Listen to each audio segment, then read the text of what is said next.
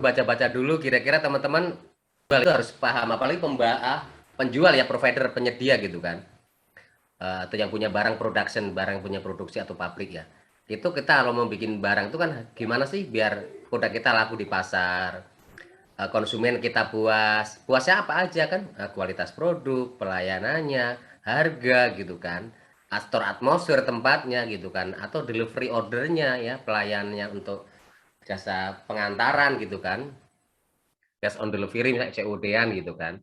Ada pun via online gitu kan, memudahkan kita untuk bisnis dengan GrabFood atau dengan GoFood, GrabCar, gitu kan, atau GoCar gitu kan. Kita sekarang orang dimanjakan dengan nggak perlu lagi nyari tukang ojek gitu kan, tinggal panteng di rumah, hujan-hujan mobil udah datang, nyampe kantor, nyampe tempat tujuan kan, seperti itu ya. Oke teman-teman, ini Mbak Susi tolong ditulis ya teman-teman. Teman-teman udah belajar belum sih apa sih perilaku konsumen teman-teman? Apa sih yang Anda tahu tentang perilaku konsumen? Satu poin ya.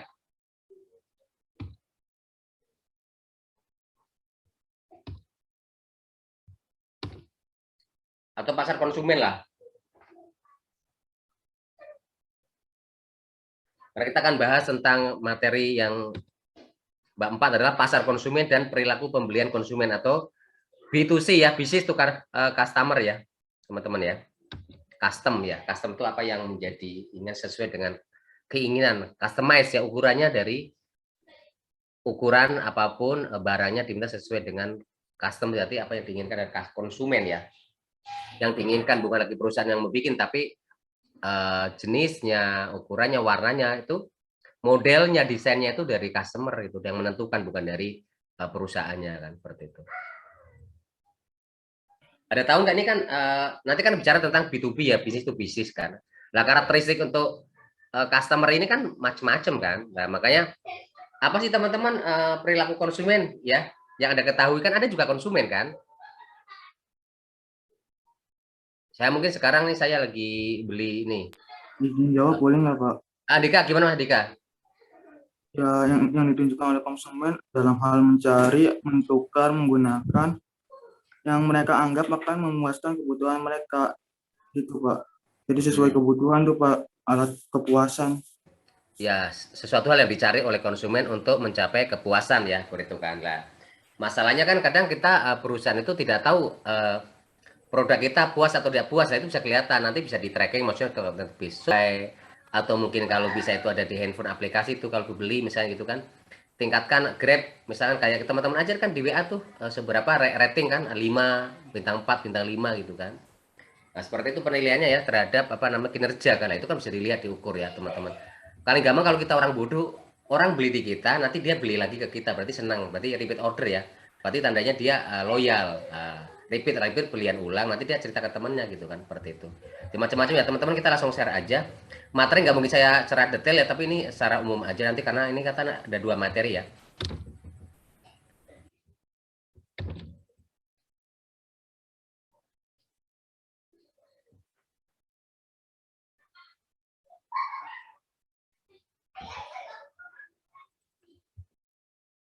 Sudah muncul teman-teman?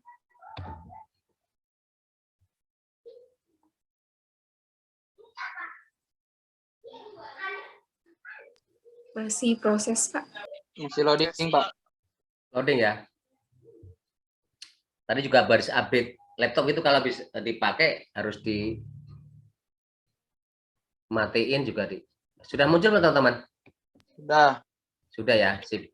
Sudah. Oke. Cuman ini nggak bisa digedein nih sekarang, aduh nggak tahu nih Zoom kenapa nih.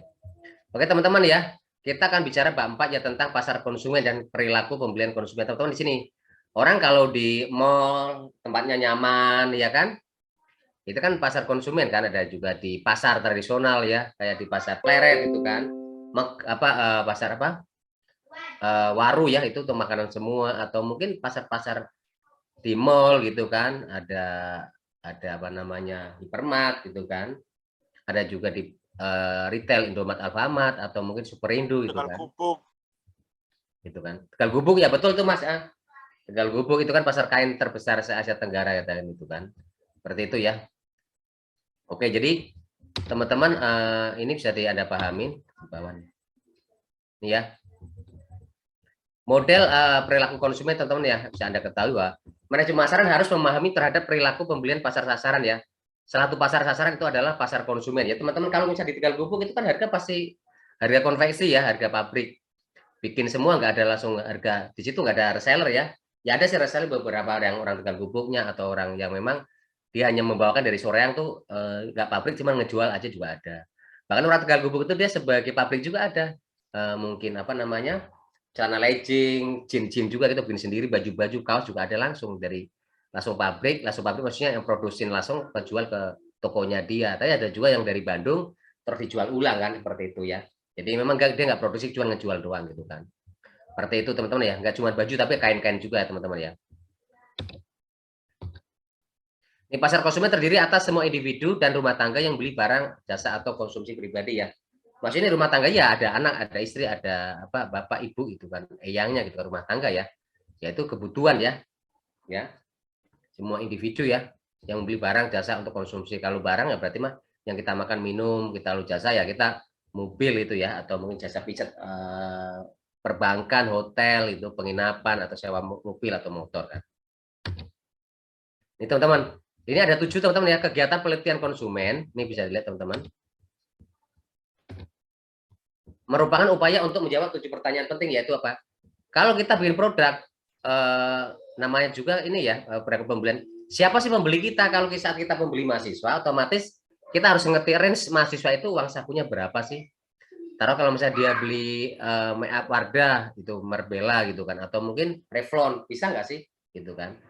Atau mungkin dia pakai Viva atau apa gitu. Kalau misalkan teman-teman mahasiswa itu kalau beli rokok, kira-kira rokok harga berapa, harus tahu tuh ya. Siapa sih maksudnya who ya yang beli gitu kan. Buat ya, apa saja mereka beli ya, maksudnya kalau mahasiswa ya beli pasti kan, pasti alat tulis ya, ya ada tipu apa namanya, tip X, pensil, penggaris itu kan, tas ya, buku-buku, buku bacaan juga kan, buku pelajaran gitu kan. Terus ya mungkin kendaraan transport motor dan mobil iya sih, tapi maksudnya yang penting-penting dulu kan. Terus baju-baju kuliah gitu kan, kain gitu kan. Mengapa mereka membeli? Ya misalkan membeli mahasiswa, kenapa mereka membeli? Ada mahasiswa adalah untuk kebutuhan pergaulan per hari kan.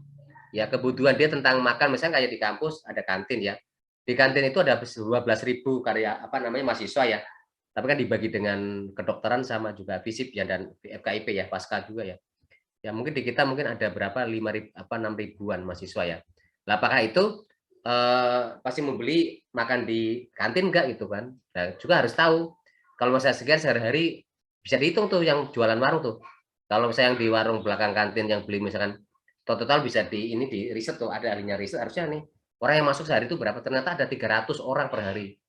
Dan 300 orang per hari itu ternyata besoknya 300 orang berbeda gitu kan. Berarti memang pangsa pasarnya gede ya maksudnya gitu kan. Ada juga memang yang kemarin datang juga hari itu besoknya datang lagi ada kan, berarti itu kan arsiran bisnis kan. Nanti tingkat populasinya ternyata, oh kantin itu ternyata yang beli dalam seminggu itu ada, taruhlah mungkin ada 2.000 orang kan, berarti satu orang aja kalau misalnya beli gorengan 1.000 lah atau 700 ya, atau 500 itu udah kebayang nggak akuanya, mie-nya gitu kan. Nah seperti itu teman-teman ya.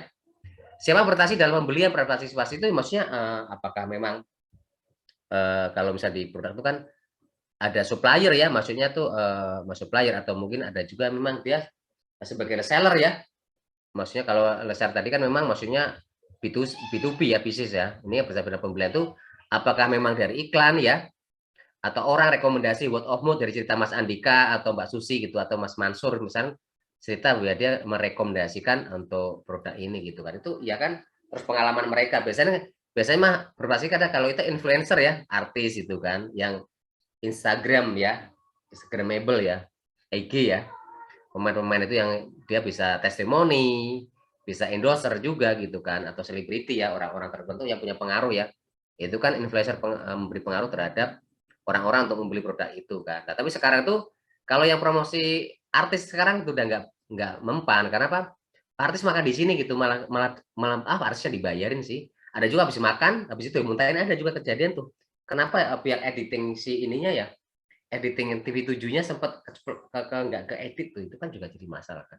Jadi salah satu makanan ternyata nggak nyaman, makanya enak untuk orang lokal tertentu, tapi untuk artis mungkin dia nggak begitu hobi makanan itu ya, untuk testimoni apa, untuk apa namanya, memberikan kesaksian untuk dia rasa seperti apa kan. Nah, seperti itu kan, karena dibayar kan. Lah, tapi yang cerita kalau misalkan mahasiswa cerita bahwa tempat ini enak banget sih, dan saya atau teman saya di UGC saya ajak ke sini karena memang tempatnya bagus. Itu kan memang tidak kepentingan kan. Dan memang ini bukan usaha saya atau teman saya gitu kan. Memang itu objektif itu kan. Saya rekom. Nah, itu kan enak banget. Gimana bagaimana mereka membeli ya? Bagaimana membeli, atau cash atau kredit ya? Cash atau kredit atau bercicil itu kan. Atau misalkan mereka itu memang apa, kalau sekarang beli online gitu kan, atau cash keras itu kan ya, atau mereka memang membeli pinknya COD karena lagi COVID itu kan. Nah, itu kan kapan mereka beli, kalau baju-baju muslim banyak kan tuh ramai di lebaran. Kalau sekarang liburan anak sekolah nih ya, itu anak-anak sekolah pasti bikinnya apa, jangan apa, main-mainan game buat anak sekarang lagi liburan ya. Kalau liburan mungkin banyak ke tempat rekreasi ya, mungkin diajak kuliner juga kan. Terus di mana kan mereka membeli, kalau misalkan kita fashion ya Gal Gubuk tadi kan. Kalau misalkan laptop atau di Calvin atau di handphone ada di Libra gitu kan. Atau mungkin di Sitil apa, di apa namanya, Telering gitu kan, atau kompleks seluler ya. Atau mungkin langsung distributor itu kan nggak mungkin. Nah, kalau obat-obatan membeli nggak langsung pabrik ya, tapi ke apa, membelinya kalau misalnya kita apotek ya, atau di praktek dokter itu kan, atau mantri lah.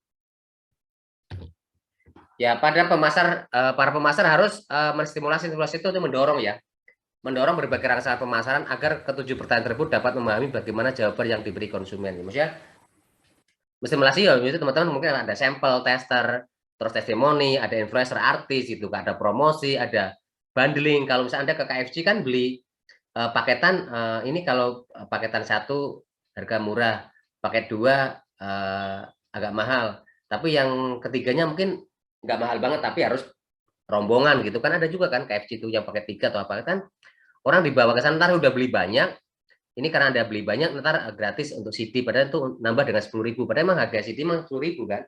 Nah, itu teman-teman ya, akal-akalan maksudnya gitu kan, bundling gitu kan. Terus juga mungkin dapat bonus-bonus apa gitu kan. Nah, itu seperti itu. Memang untuk sisi lain jualan, sisi lain juga jualan yang lain kan dapat untung juga kan. Gitu kan. Tuh. Sempat juga dulu ya pernah ajarkan ini ya. 1, 2, 3 itu, ntar suruh milih 2 itu kan, yang murah. Nanti kan kalau pertama adalah murah, kedua agak mahal banget, nanti kemilih kalau nggak pertama, ketiga, itu orang diarahkan ke situ. Beli satu standar, beli kedua mahal kan, nanti pasti paket yang ketiga tuh paling dicari. Kenapa? Satu nggak mahal juga nih, dua nggak mahal, akhirnya ketiga, akhirnya apa, beli rombongan kan, partai besar sengaja dibikin. Ada namanya, lupa kemarin tuh saya di pemasaran istilahnya tuh, sumpah udah lupa lagi tuh. Itu dia untuk menyiasati, untuk beri jawaban gimana mereka konsumen itu ya dengan pilih-pilihan gitu kan. Ada kalau di online beli satu bonus satu, diskon 50%, beli dua bonus satu, terus ada juga cashback, itu kan permainan aja kan. Terus kalau beli 10 gratis 2 gitu kan. Ada juga yang macam-macam kayak gitu mah. Memang harga dimurahin, ada juga harga tinggiin, tapi mereka dengan diskon. Permainan banyak lah. Ya, dan itu yang main adalah satu orang produk apa, providernya sama kan. Misal saya Ramadi banyak, cuma saya bikin akun-akun anak buah kan. Hal tersebut bisa terlihat melalui model tingkah laku konsumen ya teman-teman ya. Jadi ini teman-teman bisa dilihat teman-teman.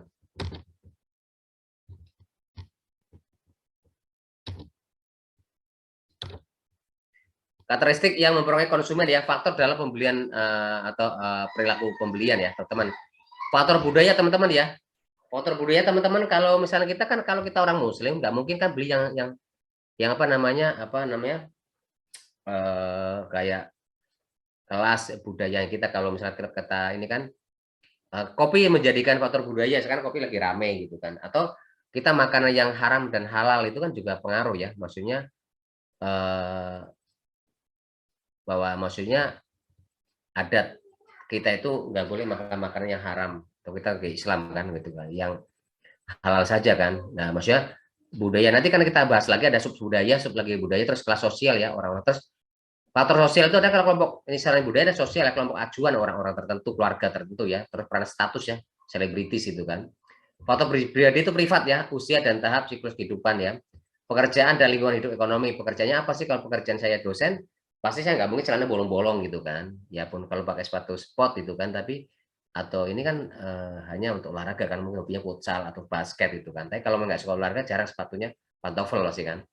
Gaya hidup ya mungkin cewek yang muslim pakai jilbab, yang non muslim mungkin pakai apa jas kan. Kepribadian dan konsep diri ya, ini teman-teman ya, pribadi ini cukup unik juga. Terus faktor psikologis ya, motivasi apa sih Anda membeli sesuatu barang itu kan? Karena mungkin saya belinya nggak, kalau nggak Apple nggak bisa sih gitu kan.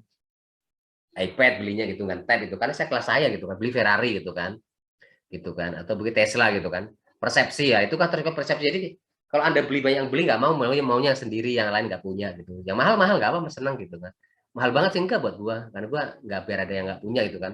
Pembelajaran juga ya, psikologis itu maksudnya mereka learning juga kan. Keyakinan dan sikap ya. Ini teman-teman saya jelaskan satu-satu ya nih di sini. Nih ya. Faktor kebudayaan ya. Faktor budaya ini terdiri dari budaya dan subbudaya kelas sosial ya, teman-teman. Kalau kita bicara budaya ya, berarti merupakan kumpulan nilai dasar ya. Ya, dasar itu teman-teman kalau kita kan ada bahasa adab dan sebagainya, persepsi, apa anggapan kan, terus keinginan ya, dan tingkah laku yang dibelajar oleh seorang anggota masyarakat dan keluarga di lembaga penting ya, misalnya gitu. Kalau misalkan saat kita bulan puasa kan mereka kita kan pasti ada buka, ada sahur ya, mungkin kalau pasti buka puasa itu yang enak-enak pakai kolak gitu, kurma gitu kan. Nah, itu kan salah satu bentuk-bentuk ini kan, apa budaya gitu kan. Terus juga apa namanya, kalau misalkan kalau kita mengkonsumsi satu barang yang kita lihat ada halal dan haram, apalagi lihat cek BPOM-nya kan, ada POM-nya, ada mungkin halal haram dan sebagainya teman-teman, seperti itu ya. Nah, kita bisa lihat juga ini kan dibelajar oleh seorang anggota masyarakat dan keluarga dan lembaga penting. Berarti ini ada MUI juga kan, Majelis Ulama Indonesia, ada misalkan badan apa makanan dan minum, kalau makanan terus juga ada hak merek ya. Ini mereknya itu kalau misalkan ini ada yang ini enggak, maksudnya yang ngurusin, karena kalau mereknya ternyata merek tembakan kan Nike, ternyata Niken gitu nggak apa-apa sih, kalau Nike nggak boleh kan tembakan seperti itu ya. Nah, kalau yang sub budaya teman-teman ya, ini adalah budaya yang terdiri lebih kecil ya, atau kelompok orang yang mempunyai sistem nilai sama berdasarkan pada pengalaman hidup dan situasi.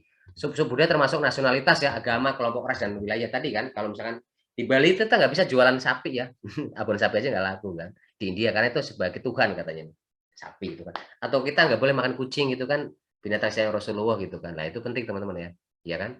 Kelompok ras atau agama, nasionalitas itu kan, seperti itu ya. Terus juga apa, bikin topi Palu Arit itu kan nggak boleh juga, nasionalitas itu kan, berarti komunis itu kan. Nah itu kan bahaya juga ternyata simbol-simbol ya. Wilayah geografis ya, kayak misalnya kalau di Jawa itu di Jawa sama ada jasad Jawa aja berbeda-beda, Sunda sama Jawa, Cirebonnya beda-beda ya, Banten gitu kan, atau Madura gitu kan, Jawa Timur juga beda-beda ya. Berikutnya adalah faktor sosial teman-teman ya. Kita di sini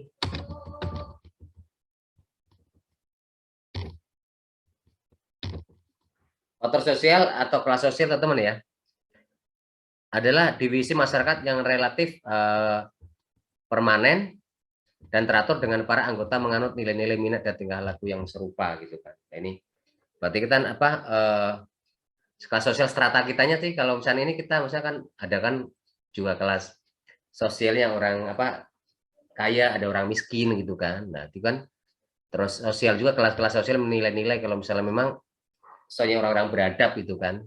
Sekolah apa, terus minatnya apa sih dia? Minat dalam misalkan sosial itu di-share ya, atau minatnya bidang-bidang keagamaan, spiritual. Nah, itu juga beda kan. Kalau misalnya orang-orang yang suka agama belinya peci, sarung gitu kan, kitab-kitab gitu kan. Tapi kalau minatnya dia musik kan, kita lihat dulu dia ada artis ya, gitu kan. Ya mungkin dia berarti minatnya terhadap apa ya, privat, atau mungkin sesuatu minatnya hal-hal yang mungkin lebih mahal, lebih bagus, lebih elegan itu kan. Dan tinggal lakunya serupa ya teman-teman. Nah, kelas sosial ini juga bukan ditentukan ya oleh satu faktor tunggal seperti pendapatan. Jadi kalau misalkan orang miliarder triliuner pendapatan ini kan bukan pendapatannya, tapi juga diukur sebagai kombinasi dari pekerjaan, pendapatan, pendidikan, kekayaan, dan variabel. Ya, semakin dia kaya, ya kemungkinan lah yang dibeli juga barang-barang mahal, barang yang bagus, barang-barang apa namanya kalau itu tuh build up ya gitu kan. Nah, ya kan. Terus pekerja kalau dia seorang manajer, orang dosen, pengajar, mahasiswa itu pekerjaan atau mungkin kalau pekerjaan berarti macam mahasiswa ya. Apa namanya? Dia lawyer itu beda banget kan atau mungkin dia angkatan atau dia mungkin advokat itu kan. Ya kan. Terus juga lihat pendapatannya kalau pendapatan di atas 10 juta otomatis didapatkan mobilnya juga beda kan. Ya mungkin Innova ke atas gitu kan atau mungkin ya kalau 20 juta atau mungkin miliarder beda lagi mobilnya kan. Berani ke atas kan pendapatan itu kan. Juga kelihatan itu pendidikan ya. Pendidikan S1, S2, S3 gitu kan. Ya itu juga pengaruh ya terhadap faktor sosial kan. Otomatis kalau pendidikan tinggi dia cara berkomunikasi juga ada terus juga ada juga kok dia doktor atau profesor tapi kurang ajar juga gitu kan. Maksudnya kadang songong gitu kan. Ya bisa aja sih, nggak bisa tapi kalau orang pendidikan mesti teman-teman juga ada S1 ya. Perilakunya mau ngomong ke orang juga ada sopan santun, ada adab ya, apalagi punya akhlak hukum dan karima ya. Akhlak kita kan kita harus menjunjung yang lebih tua, lebih senior itu harus lebih menghargai kan. Yang tua itu dihargai dari apa yang muda menghargai yang tua gitu kan. Seperti itu ya. Terus juga kekayaan ya, semakin kaya orang dihargai dengan kekayaan. Orang semakin pintar, pendidikan tinggi juga dihargai kan. Dan juga variabel lain teman-teman ya. Ini kelas sosial ya, seperti itu.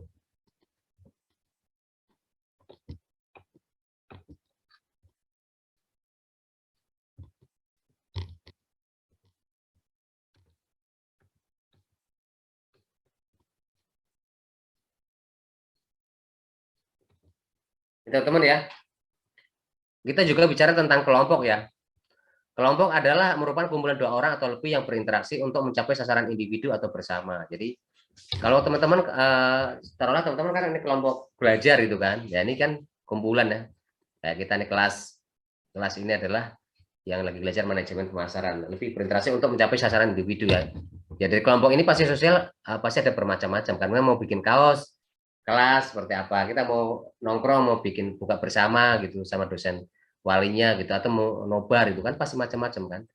Seperti itu kelompok ya. Nah kelompok itu ada dua ya, ada primer ada sekunder teman-teman ya. Ini teman-teman saya lihatin ini. Jadi kalau kelompok primer itu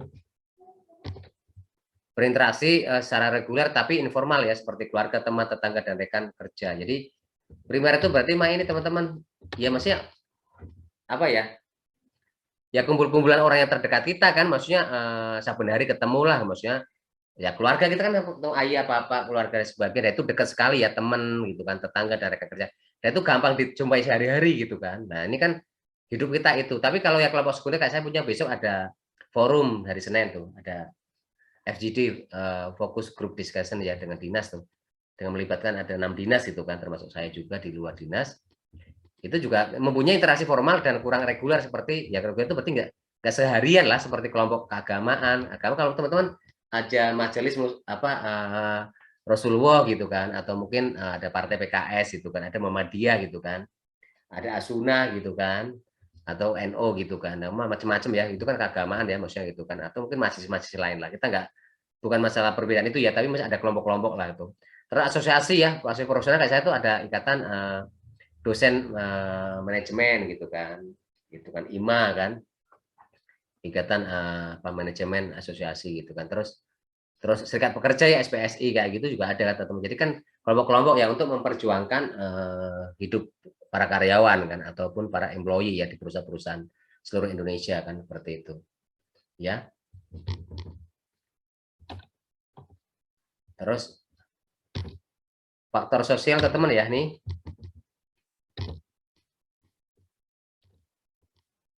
Sosial terdiri dari kelompok acuan ya, keluarga, peranan dan status ya teman-teman ya. Ini bisa dilihat teman-teman ya. Kalau misalnya kelompok acuan ya, maksudnya kalau misalnya teman-teman melihat apa namanya ya, kayak kalau ngikut di asosiasi itu kelompok itu tuh sosialita kalau perempuan itu kan. Kalau saya kelompok kayak Wirausaha Cirebon kan ada namanya SECI ya, juga ada Forkopi itu juga yang bagus ya, maksudnya gitu kan. Ada forum UMKM. Kalau misalnya acuan itu berarti sebagai apa ya, sebagai ikon ya, sebagai mungkin para mentor, para coach-coach di sana ada kan. Terus keluarga ya, ya keluarga juga, keluarga yang mempengaruhi kita ya terhadap diri kita, orang tua kita kan nilai-nilai yang berdasarkan terus peranan dari status ya peranan kita sebagai orang dari status kita ya. Nah, kelompok acuannya berfungsi sebagai titik pembanding antara acuan langsung atau tidak langsung dalam membentuk sikap dan tingkah laku seseorang ya. Orang seringkali dipengaruhi oleh kelompok acuan yang dia sendiri tidak menjadi anggotanya gitu kan. Jadi karena kita mengimpikan jadi orang selebritis ya, itu kan kita gitu berhayal gitu kan. Nah, itu kan atau kita ingin jadi apa kelompok kayak PPA gitu kan atau EOA sekarang Goals ya gitu kan juga sama kan. Mimpi saya belum anggota sih gitu kan atau kita ingin apa ya menjadikan tingkah laku hidup kita itu dari sana gitu kan. Oh ternyata Ustadz Yusuf Mansur gitu kan atau mungkin Agim gitu kan atau mungkin ustadz yang lain untuk sebagai kita apa namanya untuk belajar ya atau mungkin kalau kita apa Buya Yahya ya Al-Bahja gitu kan buat kita acuan seperti itu kan belajarnya kitabnya Islaminya kan seperti itu.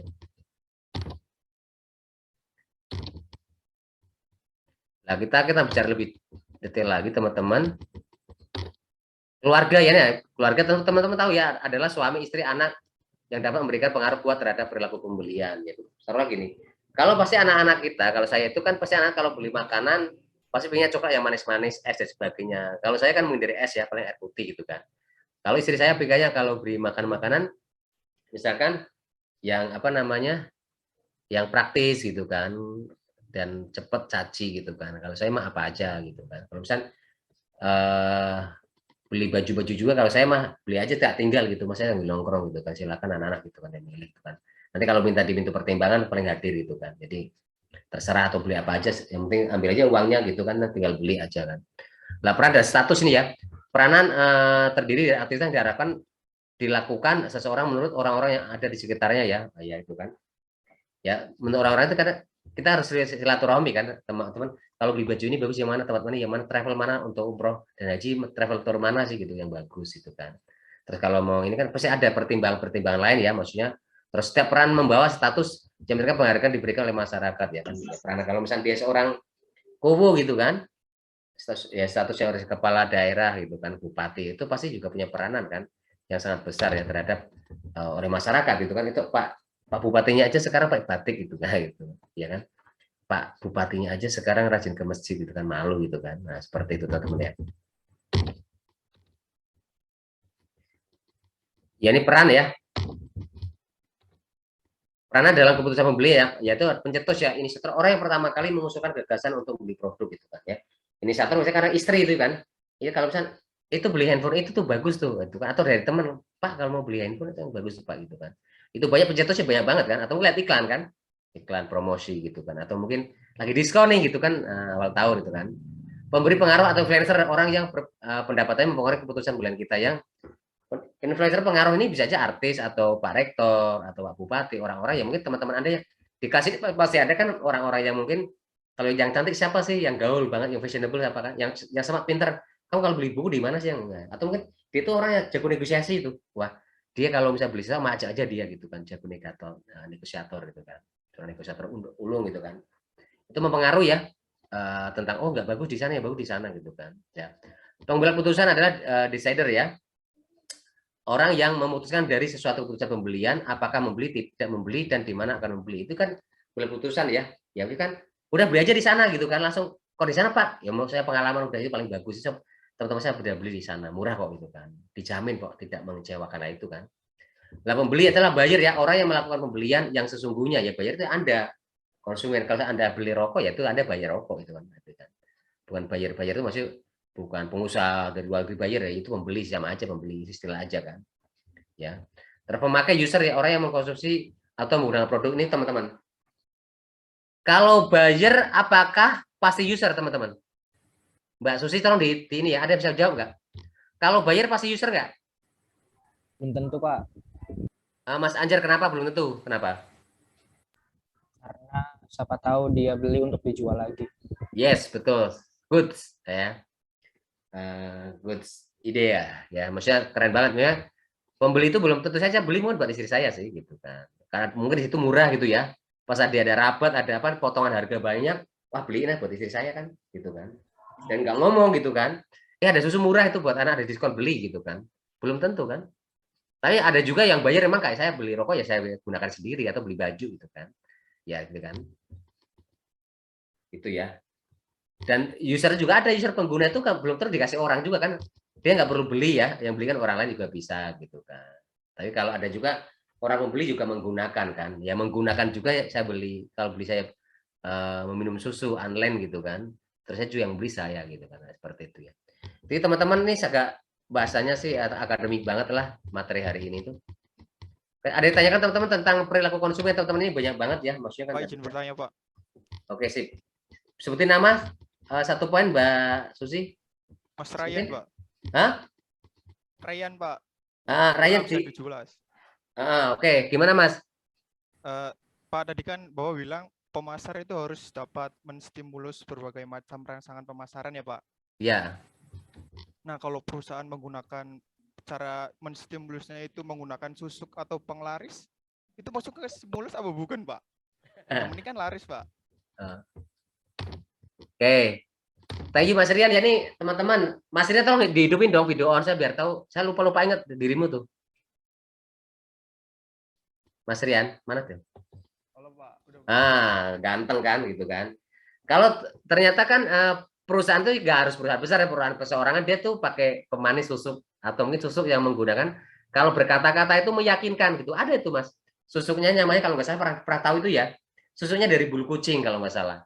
Itu. Walaupun Pak Ramadi tahu bukan cerita teman-teman aja. Maksudnya teman-teman tentang spiritualitas lah. Maksudnya ada cara yang baik dan tidak benar itu nggak perlu cukup tahu saja gitu. Tapi nggak perlu mendalamkan. Nah, ini susuk juga ada susuk kecantikan atau mungkin pengaruh dengan apa bisa orangnya lihat kita memelas lah. Kalau menggunakan apa supranatural ya kayak gitu ya. Stimulan itu kan berarti menurut saya ini kan saya tidak mengajarkan tentang itu sih Mas. Tapi kalau kita bicara tentang apakah ada di sana ada Mas. Ya, maksudnya sorry ini teman-teman ya, sorry jangan saya jawab dulu deh. Sorry.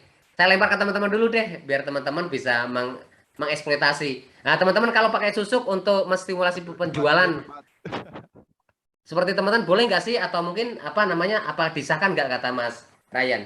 Silakan dijawab Jawab, satu Pak. poin. Ya Mas Anjar gimana Mas?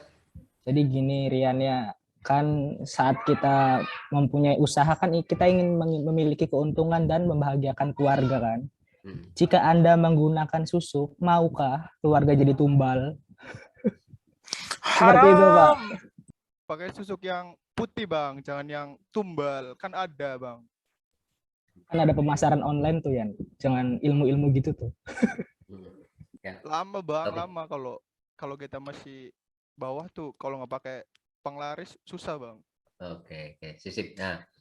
Oke, Mas Anjar makasih ya. Ada Mas Masur, gimana Mas Masur? Ayo, hidupin dong on dong video. Hidupin on dong. Saya pengen lihat senyummu tuh.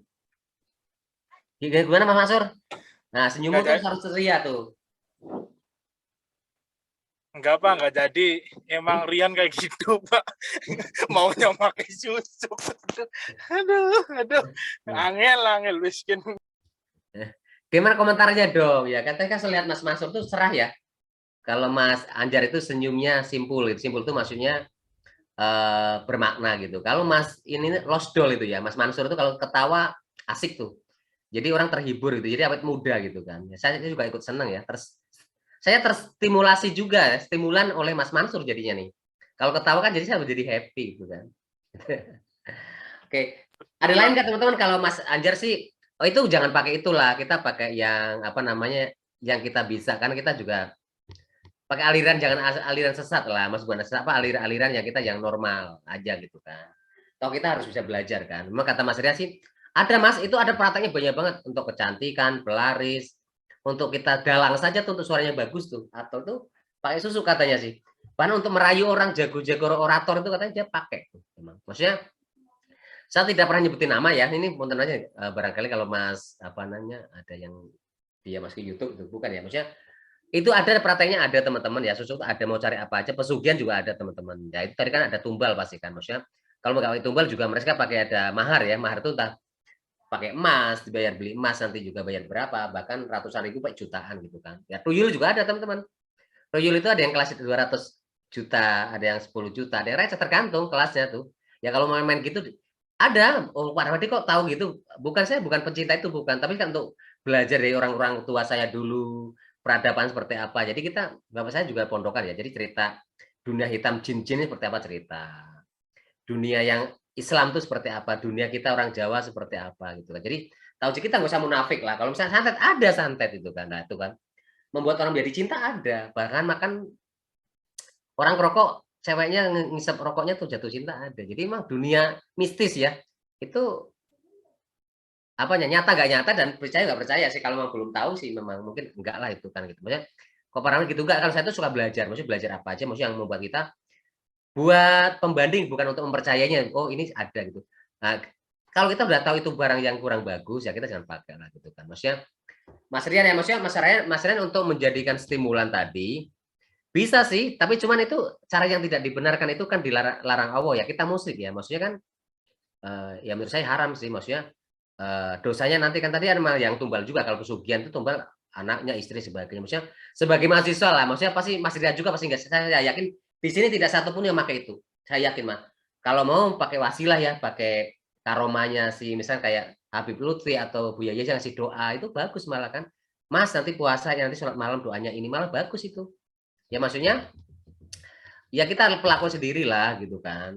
Nah, gitu kan. Katanya ini ada Mas Anjara, tolong Rian di Rukiah gitu kan. Wah, keren nih. Gitu mah. Nggak apa-apa sih. Ini kan sudah pertanyaan sih nggak apa-apa, maksudnya. Jadi teman-teman gak usah khawatir, maksudnya siapa bertanya itu, pertanyaan ini memang keren, maksudnya di luar out of the box kita ya, kita harus explore juga, maksudnya stimulan pakai laris pasti laris gitu kan, maksudnya itu kan pasti ada, maksudnya kan dosa ya, maksudnya bahkan diharapkan di Islam tuh jangan saya menyekutukan Allah kan, karena pada dasarnya tuh rezeki itu sudah diatur, sudah sebagai porsinya Allah sudah atur, jadi nggak usah takut ya.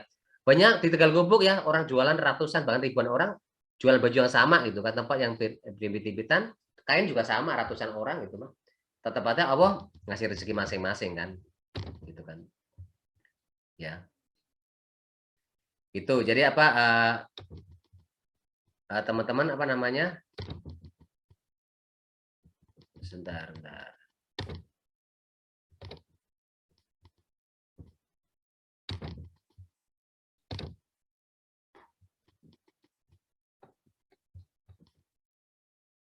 Oke teman-teman, ada yang mau komentar nggak? Tadi Mas Anjar satu poin, ada komentar nggak? Maksudnya sorry, jawab deh yang komentar. Tadi Mas Mansur senyum doang tuh, nggak jadi. Jawab Pak, jawab Pak. Nah, kasih kesempatan nih, kita kan nanti santai aja materi. Dua orang siapa tadi? Sebutin nama Mas Gilang. Siapa? Halo? Halo Pak, Mansur Pak. Mansur sama siapa tadi cewek? Sorry. Mansur sama siapa tadi? Saya dulu aja Pak, saya dulu Pak. Oke, Mas Mansur gimana Mas? Video on, video on. Ini on Pak, halo. Iya. Ya jadi kalau memakai sejenis kayak gitu, seperti yang Bapak katakan, mending nggak usah. Soalnya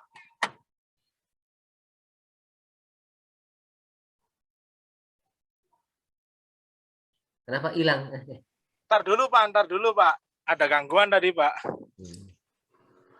Ya sebaiknya jangan ya Mas Ryan. Soalnya kan satu, nanti kan kalau usahanya berhasil belum tentu berkah. Nah, nanti kalau belum tentu berkah, nanti yang kena nih bukan Mas Ryan doang, anak cucu Mas Ryan juga kena. Nanti ya gitu. Jadi jangan lah ya Mas Ryan, selagi masih ada jalan yang lebih baik kita ikuti. Kan sekarang kan banyak tuh kayak Lazada atau Shopee, kan itu kan lebih memudahkan kita untuk berjualannya. Jadi ambil jalan yang baik, ambil jalan yang terbaik, bukan jalan yang baik. Gitu aja Mas Ryan. Oke. Sip. Oke, thank you ya Mas Mansur ya. Kita kembali ke jalan yang lurus lah. Nah, jadi ke tracknya. Kita kan sebagai orang Muslim, kalaupun orang non Muslim juga kan pasti ke gereja kan, atau orang Buddha ke wihara gitu kan, orang Hindu ke apa namanya ke kuil gitu kan. Jadi teman-teman apa namanya kita kembali lagi ke jalur ya, kembali ke jalan yang lurus itu kan, yang diridhoi Allah Subhanahu Wa Taala kan. Karena kalau hidup kita melakukan hal-hal yang diridhoi Allah itu menjadi keberkahan ya. Berkahnya apa dunia akhirat anak cucu kita gitu kan. Dan dosanya kalau kita pun ini lakunya dosa sama anak cucu kita. Jadi saat Anda menanamkan kebaikan, insya Allah kebaikan dan keberkahan itu akan muncul sampai akhir nanti kita saat dihisab. Tapi kalau melakukan hal-hal yang memang tidak diperbolehkan dalam Islam, kalau sebagai orang Islam ya, ya janganlah. Karena itu sebenarnya sesuatu yang dilarang Allah gitu kan, seperti itu. Ya kan, maksudnya gini. Pak kebayang nggak misalnya, Anda produknya jelek, tidak enak, tapi gimana disulap menjadi enak? Orang kan beli kan, dan beli lagi, pengen beli lagi ke sana tuh karena setruman, maksudnya. Nah, nanti biasanya selama 40 hari baru ingat itu kan. Kekuatan dukun itu saya pernah punya tempat tongkrongan ngopi dulu. Zaman sekolah dulu tuh. Tempat tongkrong itu ada main catur macam-macam di situ, orang nongkrong di situ nyaman banget dan itu ternyata dia tuh ya makanan dibanding yang lain tuh ya nggak enak di situ. Tapi orang pada nyaman di situ ternyata dia pakai tak lewat garam tak lewat gulanya itu disebul sama dukunnya tuh katanya tuh. Nah itu tempat ada yang tahu gitu kan. Tapi ya tempatnya memang laris manis kayak gitu. Cuman ya tapi sementara sih setelah saya liatin yang punya tuh sakit-sakitan sih dan sekarang udah tutup sih gitu kan. Jadi ya mungkin nggak bertahan lama lah maksudnya tuh. Yang nggak pakai. Kalau gini lah kita pakai yang organik saja lah, yang natural gitu kan. Oke itu aja Mas Rian ya, keren banget pertanyaan nih. Ini keren nih pertanyaan nih. Poin 2 deh buat Mas Rian, jangan poin 1 lah. Ini pertanyaan keren yang notabene di textbook nggak ada kan. Ini di luar akademis gitu kan. Saya tidak merendahkan pakai apa namanya stimulan yang notabene supranatural, pakai dukun, pakai jin gitu kan, pakai karoma yang memang karomanya bukan wali gitu kan. Nah ini teman-teman tak kasih tahu ya. Stimulan itu ada 3 teman-teman tak kasih tahu. Ini belajar ya, ini lagi belajar betul-betul. Saya bukan ngajarin teman-teman tentang perilaku tadi tentang stimulan ya, tentang hal-hal gaib. Pertama, kalau para nabi dan Rasulullah itu namanya mukjizat ya. Nah teman-teman ini nggak bakal dapetin mukjizat sekarang, nggak dapetin. Tapi teman-teman mungkin akan dapat karomah kalau sama teman kayak saya Qadir Jailani gitu kan, atau karomahnya Syekh Gunung Jati gitu, atau karomahnya Kali Jogo gitu kan. Nah itu kan itu adalah namanya karomah itu para wali ya. Tapi kalau yang dipunyai bukan para wali, tahu nggak teman-teman? Itulah sihir, ngerti nggak? Dukun-dukun ya, tapi dukun beranak enggak, maksudnya kan ini belajar tentang spiritual tak ajarin. Jadi kalau Anda dapat mujizat, yang punya mujizat cuma nabi dan rasul gitu kan. Bukan malaikat. Kalau yang kedua, tingkat kedua berikutnya adalah para karomah. Kalau Anda dapat karomahnya kiai itu, ya mungkin nggak tahu apa kiai itu tuh kan sebutan aja kan, tidak ada sekolahan kiai itu. Tapi karomahnya berapa tidak itu saya nggak tahu apakah dia ini. Tapi kiai yang belum termasyur atau apa, tapi dia bilangnya karomah, takutnya si kiai ini ngakunya kan kiai atau bisa aja orang ngaku tuh. Itu sebenarnya sihir, ya. Sihir atau sulap kalau itu maksudnya sihir lah gitu kan. Nah, sihir ini dimiliki strata yang ketiga. Jadi setelah mujizat para wali Rasulullah dan Nabi Rasulullah, terus kalau wali itu kayak Syekh Jailani atau para wali-wali Songo gitu kan, atau banyak banget lah para wali-wali itu banyak kan. Atau Gus Dur juga sebagai wali kan. Terus yang ketiga tuh setelah di 2 itu nggak ada lagi hanya sihir. Jadi saat teman-teman ke dukun-dukun, orang pintar tadi termasuknya tadi juga susuk ya. Pakai apa namanya stimulan pakai yang apa namanya bukan karomah lah. Pakai apa namanya kodam jin lah, itu kan sihir teman-teman. Dasar nggak dasar, bagus banget ya, maksudnya kan seperti itu ya. Itu kategori, kebetulan kemarin habis belajar tentang itu tuh ya.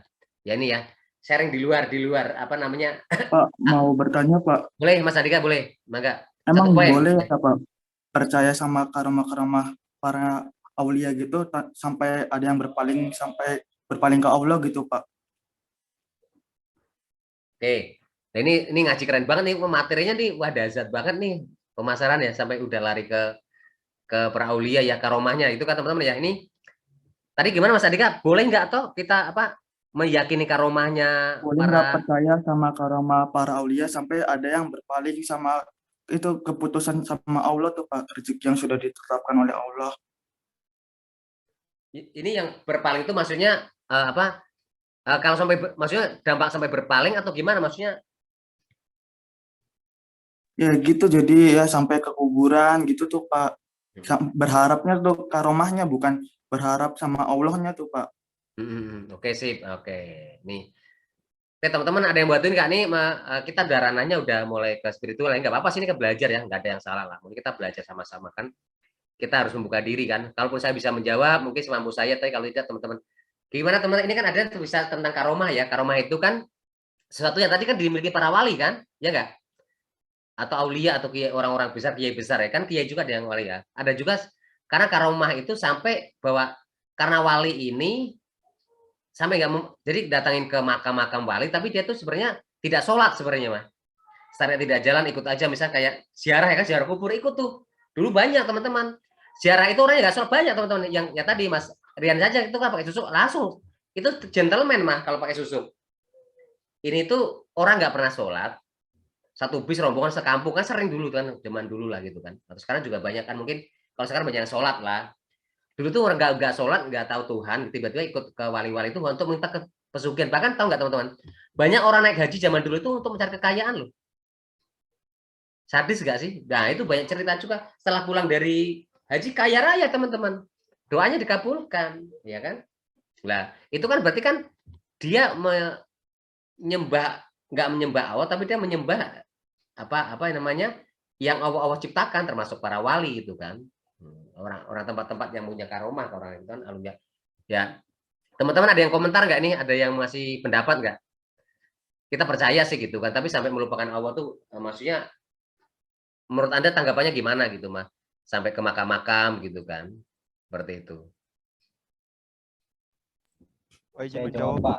Pak. Berdua nih Mas Ryan dulu sih, Mas Ryan. Ryan sama Mas Anjar nih. Oke Mas Ryan gimana Mas Ryan? Tadi pertanyaannya gimana Dik maksudnya? Takut salah nangkep. Saya juga masih Pak. belum, maksudnya agak bingung saya tuh boleh atau boleh atau tidak, pertanyaan itu aja Mas Andika, kan kita bingung nih. Boleh atau tidak aja, jadi kita ngambil keputusan tuh. Atau gimana?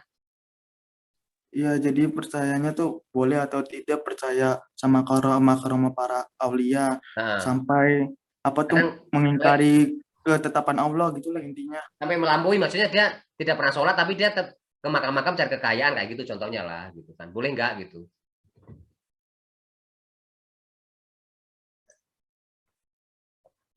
Nah, Mas Rian, ayo Mas. Kalau menurut saya mungkin emang dari awalnya mereka bukan Islam kali ya Pak, makanya dia sampai lupa akan adanya Allah Pak. Mungkin karena mereka menyembah yang lain Pak. Tapi menurut saya sih kalau misalkan sampai percaya dan bagi umat Islam ya khususnya Pak, ya boleh mempercayai, cuma jangan sampai menyembah hal yang lain gitu Pak. Karena itu sungguh tindakan yang tidak terpuji Pak menurut saya. Wis, luar biasa ini. Oke, Mas Anjar yuk. Satu kalimat aja, Dik. Dekati pencipta untuk mendapatkan ciptaannya. Oke, nih teman-teman ya. Nah ini teman-teman ya, tadi thank you banget Mas, kata Mas Rian, apa namanya, dia bilang bahwa udah apa namanya, percaya boleh ya, tapi jangan sampai melupakan Tuhan kita gitu kan. Nah, terus kalau Mas Anjar, ya kalau mau sukses apapun ya percaya sama Allah gitu, jangan percaya manusia gitu kan. Nah ini saya, ada lain nggak teman-teman? Ada yang lain nggak komentar? Izin menjawab, Pak. Siapa namanya? Satu poin? Trian. Trian, Trian. hidupin dong Mbak. Hidupin dong videonya. Iya, Pak. Sebentar. Sedikit aja sih Pak, nambahin tadi yang kata Rian. Itu kalau dia orang muslim berarti jatuhnya jadi musyrik Pak, menyekutukan Allah. Yes. Udah, Oh, Pak. keren banget. Musyrik ya, itu teman-teman ya, ini teman-teman ya. Musyrik ya, thank banget Mbak. Ada yang lain, Mbak Susi, Mas Gilang, yang lain?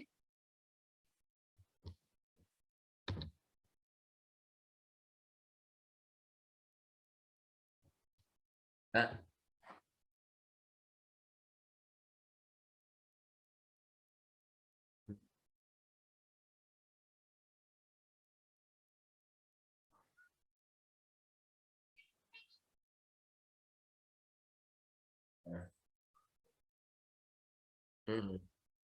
Oke, sip. Nah, ini teman-teman ya. Kalau kan ada pencipta, sang pencipta, ada yang diciptakan ya. Kalau percaya pada yang diciptakan berarti musyrik ya.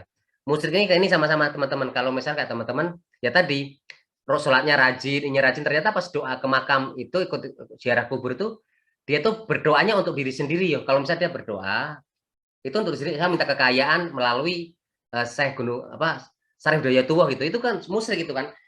Berdoalah Islam, ya kan bismillah macam-macam gitu kan. Tapi dia tuh tidak minta sama Allah, lupa itu. Itu bisa terjadi teman-teman. Kalau namanya musyrik itu apa namanya? Sesuatu antara semut hitam dan batu hitam, jadi nggak kelihatan. Sama-sama orang Islamnya, bahkan udah haji, bahkan ada kiai juga teman-teman, yang salah gitu kan. Nah kita kembali lagi nih, teman-teman, biar teman-teman tidak salah dalam ilmu karomah ya, ini saya juga mengajari ya, barangkali nanti dikoreksi teman-teman. Nih tolong nanti tidak perlu diperdebatkan, tapi tolong teman-teman tolong diluruskan kata-kata saya.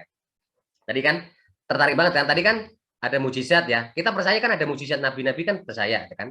Kalau ada karomah percaya nggak sih teman-teman? Nih pertama, percaya kan bahwa wali Allah tuh punya karomah, notabene itu yang sampai sekarang juga bisa teman-teman bisa dapatin. Tapi syaratnya gini teman-teman, kalau mau dapat karomah itu ada namanya ijazah, tahu nggak?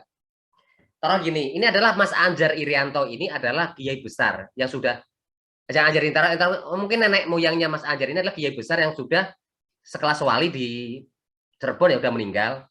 Tapi karena orang soleh dan orang benar mukmin dan apa mukmin yang benar-benar seorang kiai besar, ulama besar, dan memang dipercaya masyarakat, dan memang dia punya karomah dari zaman hidup pun punya karomah, mendoakan beliau itu ya, mendoakan nih, contohnya ya, mendoakan para wali itu, ya doakan Al-Fatihah macam-macam. Itu ada wasilahnya teman-teman. Jadi kalau teman-teman doanya berijazah aja minta sama Allah sebenarnya, tapi biar cepat hajat kita dikabulkan tuh. Misalkan kalau Anda mau cepat-cepat dapat karomah misalnya dari apa namanya?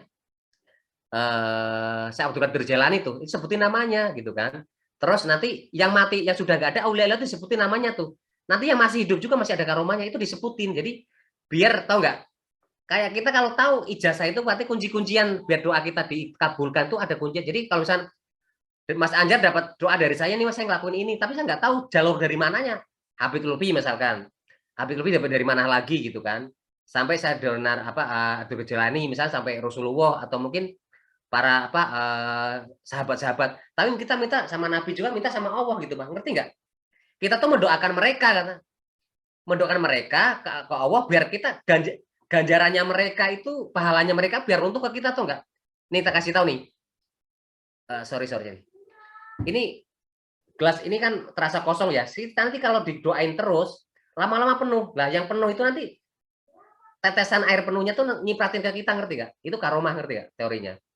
Lah maksudnya karomah ini ya harus dipercayain gitu kan. Karena maksudnya dipercaya bahwa itu, tapi ada ijazah-ijazah itu urutan doa biar kita dijabah sama Allah. Pertama para nabi ya kan, para sahabat nabi, terus Syekh Abdul Jalani. Kalau di Wali Songo kan gurunya Wali Songo adalah Syekh Abdul Jalani kan, sebutnya Syekh Abdul Jalani. Nanti kita Wali Songo ada 7 Wali Songo, nanti aulia siapa aja atau kiai yang lama itu kan mereka punya sebutin nama-namanya, bahkan yang masih hidup kita doakan kayak Habib Lutfi itu.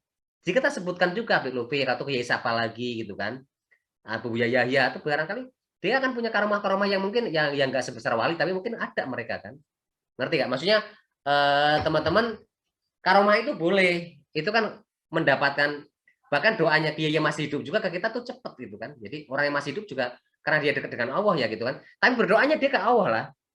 Kita mendoakan beliau sudah meninggal, yang hidup kita doakan ke Allah. Nanti biar Allah itu ngasih apa namanya, bukan pahala apa namanya, kebaikan. Karena mendoakan manusia kepada Allah biar para mereka tuh masuk surga, biar mereka itu apa namanya, dijauhkan dari siksa kubur, macam-macam kan doaan banyak tuh. Nah itu sila-sila tadi itu kayak teman-teman ini. Kalau teman-teman mau, taruhlah teman-teman biar cepat, misalkan teman-teman biar cepat proses approval skripsi misalnya nanti ya udah sebutin Pak Ramadi sama Bu Lisa, Pak Alwi gitu kan, terus Pak Dekan itu kan, atau Bu Siska. Lah minta ke nama-nama tersebut biar nanti Pak Dekan ya tak approve nih deh, nanti mau dispensasi, ngerti nggak? Maksudnya kita minta bantuan orang-orang ini untuk jalur ke Allah gitu, nggak? Jalur Allah, bukan jalur di luar Allah. Tapi kalau misalnya karomah di luar sana yang tadi itu adalah dukun dan sihir, ngerti nggak? Ya kita ada itu, kalau ijazah itu berarti doa ini itu dulu pernah dipegang Syekh Abdul Jalani. Syekh Abdul Jalani pernah sama Umar bin Khattab gitu kan, atau Ali bin Abi Thalib itu misalkan, terus dia minta sama Rasulullah ke Allah gitu. Rasulullah juga minta yang lain, ngerti nggak? ijazah itu sesuatu yang mungkin digariskan tata caranya lah, tata cara berdoa biar cepat nyampe ke Allah gitu. Itu karomah. Makanya kalau yang di luar karomah itu adalah sihir, ngerti nggak? Ya saya tadi ya pakai nanti Mas ya ada susuk ada apa-apa tiba dia datang dia nggak pernah sholat ke misalnya Gunung Jati, ke Banten, kemana-mana, ke Madura, kemana-mana, ke Sunan Derajat, Sunan Giri, Kalijogo macam-macam dia nggak sholat. Kaya ya biasa dapat kaya kan, tapi itu adalah mungkin ilmu yang sihir maksudnya jin yang nempelin jin karomahnya jin gitu. Bukan karomah jin sorry. Apa namanya? Itu jin-jin yang menyerupai ya kayak sihir lah gitu kan. Ya seperti itu sih. Boleh teman-teman komentar ya, maksudnya ada yang nggak clear sih, maksudnya karomah itu boleh tapi melalui ijazah ya. Ijazah itu ya sebutin misalkan sholawat Jibril gitu kan 1000 kali. Misalkan sholawat Ibrahim. Nah, itu contoh itu ijazah ya. Tapi harus ada gurunya, ngerti nggak? Harus ada kiai besarnya yang kita masih hidup yang menuntun kita untuk doa itu doakan untuk ini bla bla bla itu Al-Fatihah terus tuh. Dari Rasulullah, para sahabat itu siapa aja nanti Salatul Jalani, Wali Songo Kapi sebutin semua teman-teman. Bahkan malah kiai yang masih hidup juga kita sebutin namanya. Kalau di sini sebutin mendoakan, kalau saya biasanya doain ke Ki Ageng ya. Ki Ageng itu yang ada di Kepompongan. Terus juga apa Cakrabuana juga kan atau Kuwu Sangkan itu sebutin. Pasti ada kok daerah-daerah Cirebon yang pondok-pondok pesantren pasti disebutin nama-namanya tuh. Kalau kita berdoa itu kan itu salah satu bentuk mendoakan beliau-beliau gitu kan agar doa kita cepat terijabah dengan ijazah-ijazah atau kalimat-kalimat yang mungkin biar Allah cepat diijabah, biar cepat terlaksana gitu kan. Gitu loh teman-teman loh ya. Maksudnya saya nggak berulang pondok pesantren, tapi maksudnya kalau tentang karomah dan ijazah seperti itu sih. Gitu loh. Teman-teman ada yang mau nambahin barangkali maksudnya ini kan ada yang mungkin ahli apa namanya dari pondok pesantren barangkali mungkin anaknya kiai ulama besar barangkali kan di sini pasti ada keluarga kan. Barangkali mungkin saya ada yang salah penyampaian atau apa sih gitu kan. Gimana teman-teman? Ada komentar maksudnya dari statement saya gitu kan. Karena mah boleh ya, tapi kita harus ada ijazah dari orang-orang yang memang kita anggap guru kita lah. Itu guru teman-teman ya. Kalau saya guru saya Abidul Lutfi ya udah. Abidul Lutfi ngasih nih doain ijazah ini 10 kali tapi kamu sebutin dari Rasulullah, para Rasulullah, para nabi, para sahabat sebutin namanya tuh. Terus nama Wali Songo, terus juga aulia siapa nama-namanya banyak banget itu nanti terus doakan untuk para guru-guru kamu yang masih hidup kayak gitu teman-teman. Jadi mendoakan beliau-beliau ini bukan kita minta beliau untuk dapat kita karomahnya enggak, mendoakan beliau biar kita nanti dapat karomahnya lah. Kalau kita bergaul dengan kiai dapat ilmu kiai, kalau kita dapat tukang wangi, minyak wangi kan kita dapat wanginya kan seperti itu. Ya, teman-teman ya. Teman-teman ada yang pertanyaan lagi teman-teman? Syukur-syukur tentang tadi apa tadi karomah tentang apa ya keputusan pembelian tuh. Kalau enggak kita ke materi B2C ya. B2B sorry ya. B2B sebentar. Teman-teman ada yang tahu nggak B2B itu apa teman-teman? Kasih poin satu Mbak Susi. Ini materinya. Izin jawab Pak. Siapa namanya? Iqbal. B2B apa Mas? Mas Iqbal. B2B itu bisnis to bisnis bukan Pak? Ya betul keren. Gimana maksudnya? Jadi kerjasama antara bisnis dengan bisnis kayak kerjasama Gojek dengan Tokopedia gitu Pak. Oke. Itu kerjasama ya, co-marketing atau co-branding gitu ya. Itu bisnis to bisnis ya, seperti itu. Ya. Satu poin ya untuk Mas Iqbal. Oke, makasih banyak. Nanti saya komentari. Oke, yang lain teman-teman, bisnis to bisnis tuh. Jadi kalau kata sama dia kayak merger tak Pak? Oh, Andika merger. Kayak merger. Merger. Ya, nanti kata Mas merger itu gini, saya punya Mas Anjar punya PT Anjar yang di bidang tekstil. Saya Ramadi PT saya itu di bidang garment ya, bikin produksi konsumsi dan sebagainya ya. Nanti kita gabung itu dalam rangka merger digabung ya. Merger itu jadi nanti Mas Anjar direktur 1, saya direktur 2 atau saya direktur 1, Mas Anjar direktur 2. Beda sama akuisisi ya. Kalau akuisisi Mas Anjar membeli garment saya gitu kan, konveksi saya, pabrik konveksi saya untuk dijadikan tempat tekstilnya, dia udah punya tekstil loh. Tapi kalau merger gabungan ya, sesuatu yang hampir kekuatannya sama lah. Ya, kata Mas Ade merger. Oke, yang lain? Business to business teman-teman. Teman-teman tahu istilah reseller? Pernah tahu dengar? Reseller teman gini kasih tahu ya. Kalau bisnis to bisnis, saya punya konveksi, ya, saya punya pabrik baju fashion lah. Terus saya itu jual ke Anda jual lagi. Kalau kita jualnya orang dari, saya kan pabrik ya bisnis ya, jual orang untuk dijual lagi reseller itu namanya bisnis to bisnis. Tapi kalau Anda, Mas Andika itu bisnis ke customer, jadi sebagai reseller saya, Anda dijual ke customer itu namanya B2C, ngerti nggak? Paham? Paham, Pak. Pabrik ke reseller atau ke distributor itu namanya bisnis to bisnis. Tapi kalau tadi yang Gojek sama Grab sama apa tuh Kode BD itu hanya kerjasama ya. Ya maksudnya itu hanya fasilitas. Tapi gini, saat apa namanya, saya punya pabrik ya.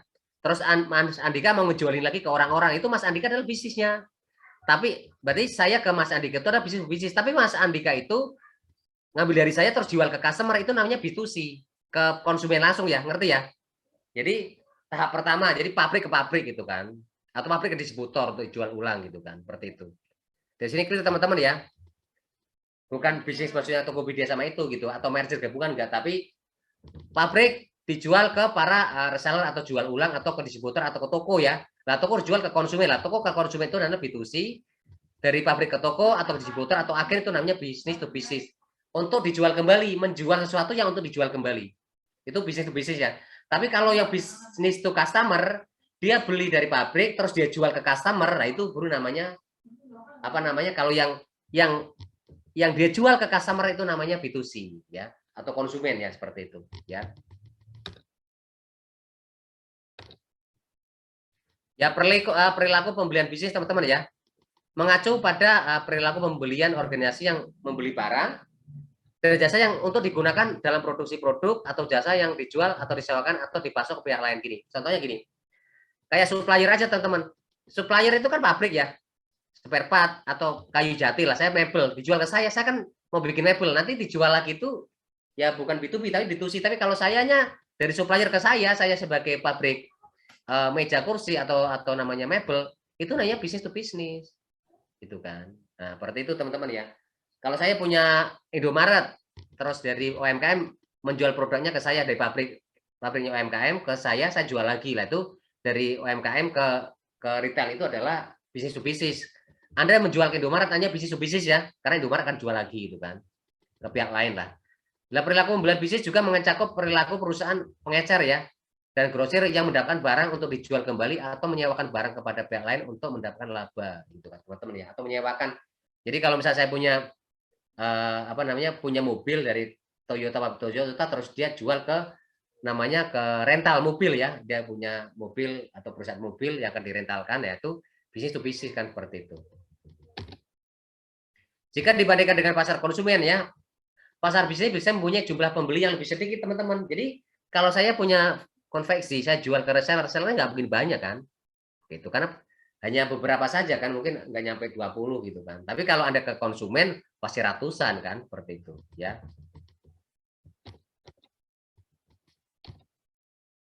Ya permintaan bisnis teman-teman ya. Ini bersifat diturunkan atau derivative demand ya. Ya. Sifat permintaan bisnis merupakan permintaan turunan derivative demand dari permintaan konsumen. Jadi kalau kita bicara tentang derivative atau diturunkan itu adalah apa? Kenaikan penurunan permintaan suatu produk bisnis dipengaruhi seberapa besar permintaan konsumen. Jadi kalau misalkan kita bisa turunan, berarti berapa besar sih permintaannya kalau masih lagi tinggi kan? Ya itu kan, oh berarti lagi banyak permintaan. Kalau lagi sepi ya sepi saja kan. Sekarang lagi ramai minyak goreng ya, telur dan ayam lagi naik gitu kan. Nah sebagian juga selain derivative demand atau diturunkan, sebagian besar juga inelastis ya. Permintaan inelastis jika terjadi perubahan harga kurang begitu berpengaruh terhadap perubahan kuantitas seperti diminta. Contoh gini, kalau ternyata ada penurunan harga, cuek saja gitu kan, harga BBM turun, nah orang berbondong-bondong, nah itu katanya. Kalau misalnya di permintaan bisnis itu, kalaupun ada penurunan harga, saya kan kebutuhan saya untuk memasok untuk ke retail, saya beli banyak juga, nanti dijual ke konsumen saya juga nggak banyak sih Pak. Ya forecastingnya peramalan sudah segitu, beda sama konsumen. Saat ada barang Pampers murah gitu kan langsung borong, ada bensin di pom bensin murah langsung beli dia kan, karena seperti itu. Karena elastis berarti mereka tidak terpengaruh dengan harga atau lagi murah nih, enggak, karena dia kan berdasarkan permintaan pasar kan, seperti itu. lebih berfluktuasi. Kayak yang berfluktuasi adalah fluktuasi permintaan adalah gejala yang terjadi pada perubahan harga diakibatkan karena kekuatan penawaran dan permintaan ya. Permintaan semakin tinggi, harga akan semakin naik ya. Jadi, nah ini teman-teman, minyak kan lagi naik nih hampir 37.000 per 2 liter itu kan. Padahal terus dulu tuh seliternya apa namanya berdua liter tuh 22.000, 23.000, ini berdua kali lipat kan. Nah itu kan permintaan dan penawaran kan. Permintaan semakin tinggi, harga akan semakin naik. Jika permintaan sedikit, maka harga akan turun. Jadi kalau yang minta nggak banyak, yang nyari nggak banyak, harga turun dengan sendirinya kan. Maka dari itu jika kelabilan permintaan adalah sebuah gejala yang terjadi karena sebab akibat kan. Jadi akibat kan permintaan meningkat tuh karena mungkin karena mau lebaran atau barangnya nggak ada atau sedikit atau ada masalah supply gitu kan, seperti itu ya. Saya berikutnya adalah keputusan pembelian bisnis ya. Biasanya lebih banyak pembeli yang terlibat dalam keputusan pembelian bisnis ya. Dan pembelian bisnis lebih terlatih dan lebih profesional daripada pembelian konsumen. Kalau konsumen kan harga turun, harga berapa tinggal googling sebentar. Tapi kalau bisnis kan, pas saya nggak bisa kalau beli banyak karena ini kan kemampuan gudang saya cuma 10.000 piece ya. Kalau lebih dari ini saya naruh di gudang gimana? Itu pertimbangan. Terus saya juga nggak punya cash Kak. Uang cash untuk membayar ini saya harus forecast yang meramal lagi Pak. Saya juga nggak punya cash flow ya, aliran cash yang untuk beli barang Bapak. Nggak apa-apa lah, utang dulu kan. Nah, seperti itu. Ya kan? Nah, secara umum keputusan pembelian bisnis lebih kompleks ya. Dan proses pembelian lebih formal daripada pembelian konsumen. Biasanya kalau yang ini, kalau saya pakai bisnis to bisnis, tender teman-teman. Saya mau bikin misalkan ngerapain kantor tuh untuk renovasi kantor, saya pakai tender. Bikin tender nanti yang bikin hordeng, bikin apa pengecatan atau mungkin pemasangan elektronik, AC dan sebagainya, pengadaan infokus, meja, kursi dan sebagainya, pembenahan lantai gitu kan. Mana kita tenderkan, kira-kira ada 3 proposal yang masuk, baru kita yang paling bagus, yang paling murah, yang paling pembayaran gampang, ya itu paling menang, ya kan? Seperti itu ya. Ini harganya murah, tapi kita bisa ngutang nggak? Atau nanti setelah selesai baru kita bayar, karena perusahaan nggak bisa bayar dari awal kan? Nah seperti itu. Atau mungkin DP dulu kan. Berikutnya adalah perilaku bisnis yang situasi pembelian teman-teman ya. Nih, yang A ya pembelian, kalau B nanti pusat pembelian ya. Situasi pembelian bisnis membuat keputusan yang beragam ya dengan 3 situasi pembelian. Yang pertama adalah pembelian kembali langsung ya, straight rebuy ya atau pembelian ulang ya. Situasi pembelian bisnis di mana pembeli secara rutin memesan kembali sesuatu tanpa modifikasi. Kalau di bahasa saya ini repeat order ya. Jadi repeat ya. Kalau repeat itu pembelian kembali langsung berarti pembelian ulang atau straight rebuy. Kalau ini harus repeat order harusnya bahasanya. Nah, ini bahasa ekonomi ya. Kalau bahasa bisnis saya repeat order bukan straight rebuy, itu kan hanya istilah, nggak tahu ekonomi yang mana nih, ya kan? Pembelian kembali modifikasi ya, ini bahasa-bahasa akademis ini kan. Padahal pembelian kembali modifikasi itu modified rebuy itu adalah situasi pembelian bisnis di mana pembeli ingin memodifikasi produk, harga, persyaratan sebagainya. Ini biasanya customize ya. Dia minta misalnya saya mau beli produk Anda, saya mau pesan di Anda, tapi ukurannya seperti ini. Saya mau beli kopi dengan misalkan medium tanpa gula, terus kopinya seperti apa kan jenisnya macam-macam, yang robusta, apa arabica, jenisnya apa gitu kan. Ya. Nah, tugas baru adalah di mana pembeli atau membeli sebuah produk jasa untuk pertama kali itu adalah new customer ya. New customer atau newcomer pendatang baru ya. New customer adalah atau apa? Customer baru ya, new customer gitu kan. Berita itu kan kalau gini sama new user ya. New user ya. Kalau biasanya new user ini bukan lagi ya, tugas baru ya. Jadi istilahnya tuh teman-teman nih. Inilah kelemahan daripada apa namanya bahasa-bahasa daripada akademik ya. Saya kan dulu praktisi ya. Kalau di sini repeat order, kalau dimodifikasi nggak apa-apa nih, saya belum dapat informasinya. Kalau ini kan tugas baru atau new customer atau new user ya, pengguna baru kan paling gampang gitu teman-teman. Jadi kalau strike rebuy itu ya ini adalah orang yang sudah beli sebelumnya kan, terbeli ulang. Kalau ini mau pembeli kembali modifikasi, mau membeli tapi dengan syarat ya. Kalau ini adalah new customer atau new user ya, pembeli baru lah, dengan pertama kali membeli ya. Pusat pembelian ya, untuk pembuat keputusan dari suatu organisasi pembelian atau pusat pembelian bisa terdiri dari banyak orang yang berbeda yang memainkan berbagai peran yang berbeda juga tentunya. Ya, jadi kan pembeli kan macam-macam orang ya. Peranannya mungkin ada sebagai apa namanya? Dia memang sebagai apa suppliernya gitu kan. Terus apa banyak juga supplier berapa banyak kan, misal besi atau toko bangunan ataupun barang baku itu kan banyak banget ya. Dan pernah berbeda, ada juga memang mereka yang membeli cash, ada beli cash tapi dengan diskon tinggi, dia utang tapi apa namanya harga mahal. Seperti banyak banget teman-teman peran-perannya tuh ya. Terus ada yang bisa ngutang langsung dianterin gitu kan. Nanti bisa bayarnya dicicil kan macam-macam. Knowledge atau pemahaman ya. Pengetahuan dan pemahaman ya. Pemasar bisnis harus mengetahui hal-hal berikut ya. Siapa peserta utama pembelian ya? Kalau pembeliannya teman-teman di situ kayak misalnya kayak gas paling gampang kan, gas pemainnya apa namanya? Untuk beli gas untuk PGN ya dikuasai. Tapi kalau misalnya untuk pom bensin sekarang udah banyak persaingan ya.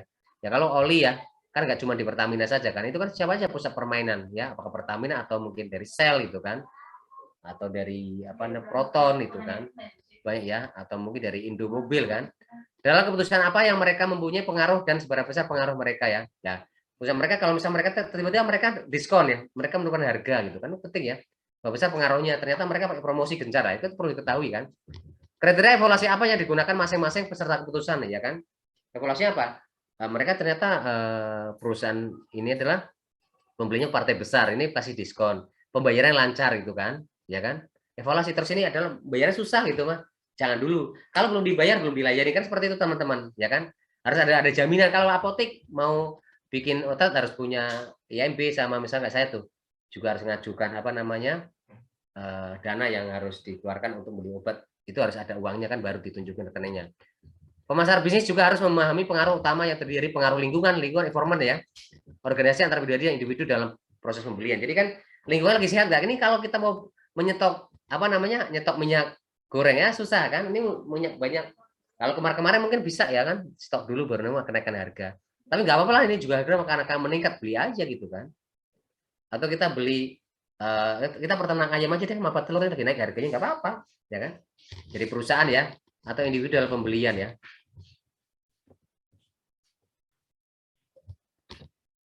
Ya, ini adalah setelah D tadi kan ya. Proses pembelian bisnis ada 8 tahapan teman-teman ya. Dasar yang pertama ya. Perusahaan pembelian bisnis melibatkan 8 tahap. Pertama adalah pengenalan masalah ya. Masalah itu kita itu sebenarnya perlu apa sih, produk-produk apa seperti apa yang untuk apa gitu kan. Jadi masalah kalau sekarang pengenalan masalah, kalau kita mau jualan suatu pembelian tuh yang lagi dibutuhin di market apa sih sekarang? Minyak ya. Minyak bukan Covid sekarang ya, bukan Covid. Tapi minyak goreng, telur dan ayam. Apakah kita bukan pengesahan? Oh, sekarang kalau lagi minyak naik dan sebagainya, ayam naik, kita mungkin tempe tahu nih produksi bagus ya kan, juga tidak harus bikin peternak ayam gitu kan, seperti itu ya. Jadi misalnya kebutuhan umum ya, kebutuhan umum apa aja yang dibutuhkan di masyarakat gitu kan, makanan yang murah meriah gitu kan, dengan mungkin solusinya kita nggak perlu lagi goreng, sampai sekarang lebih ke banyak barbecue gitu kan, atau dibakar ya, atau dipanggang gitu kan, alternatif kan, nggak pakai minyak kan, lebih menyehatkan, atau rebus kan.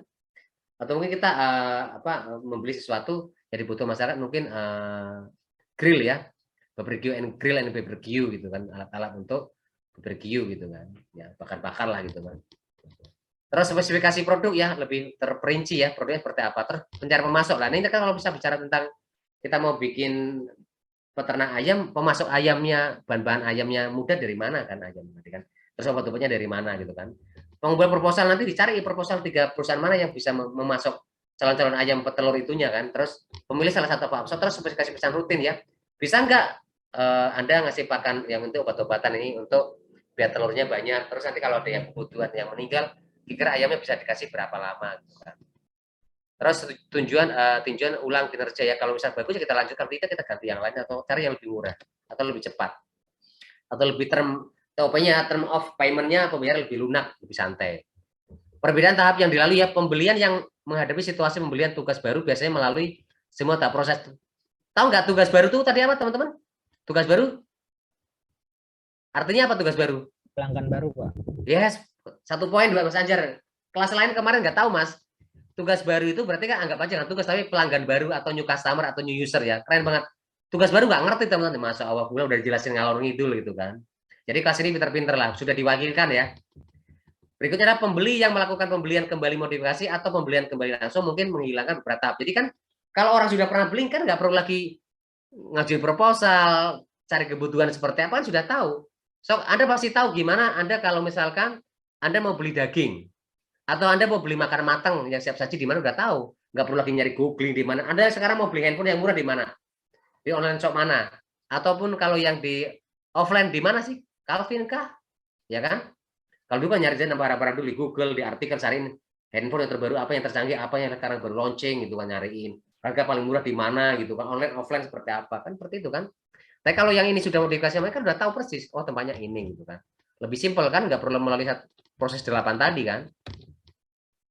Perbedaan keputusan bertahap ya. Perusahaan harus mengelola seluruh hubungan pelanggan, hubungan relationship ya, customer relationship ya, yang sering kali mencakup berbagai keputusan pembelian yang berbeda ya dalam beberapa tahap proses keputusan pembelian. Jadi berbeda-beda tahapnya ya. Kalau misalkan kita lihat lagi pada proposalnya 3 diajukan lagi. Nanti kalau ternyata dievaluasi ada perusahaan ini kurang bagus ya kita tinggal gitu kan. Kembali lagi ke tahap ulang, nyari lagi perusahaan gitu kan.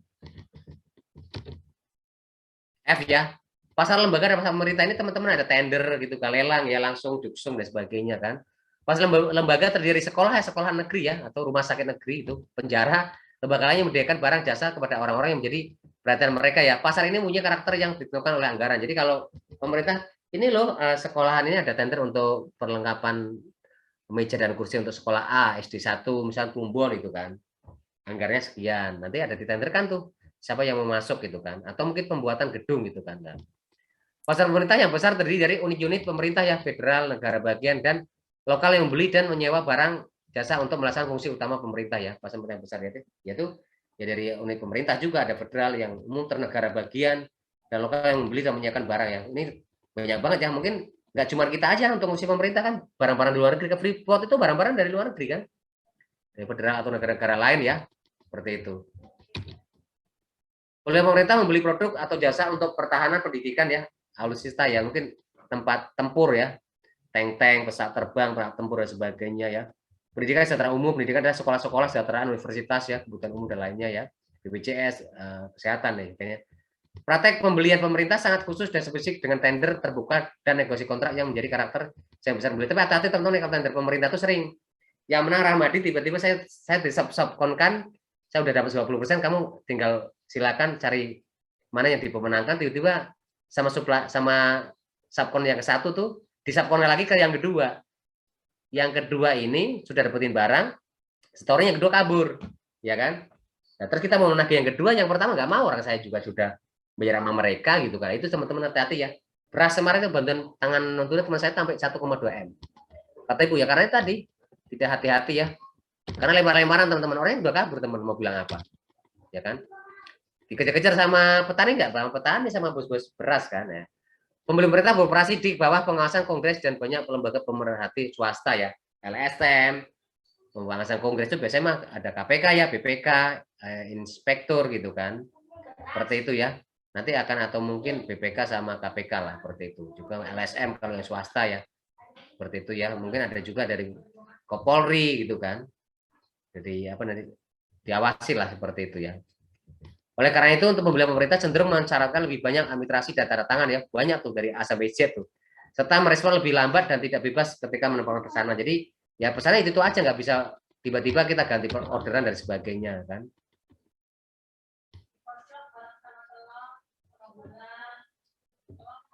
Nih teman-teman, ini ada Mas Andika ya. Pak kenapa, sorry ada pertanyaan nih. Pak kenapa persaingan bisnis clothes ya itu di mata orang awam itu jahat? Saya pernah mendengar cerita dari teman saya, dia pernah berkecimpung di dunia clothes ya. Nah dia tuh bercerita, baju yang kita pakai itu nggak ada habisnya. Misalnya bulan ini musim gaya retro, di mana dia bulan ini belum habis bajunya ada lagi, persaingan meluncurkan produk baru di bulan itu dengan edit limited edition dan kolaborasi, maka mau nggak mau harga dan pemerintah baju rekan saya turun secara gratis. Maaf Pak lewat chat soalnya lagi ada azan ya gitu kan. Jadi dan kolaborasi maka mau nggak mau harga dan permintaan baju rekan saya.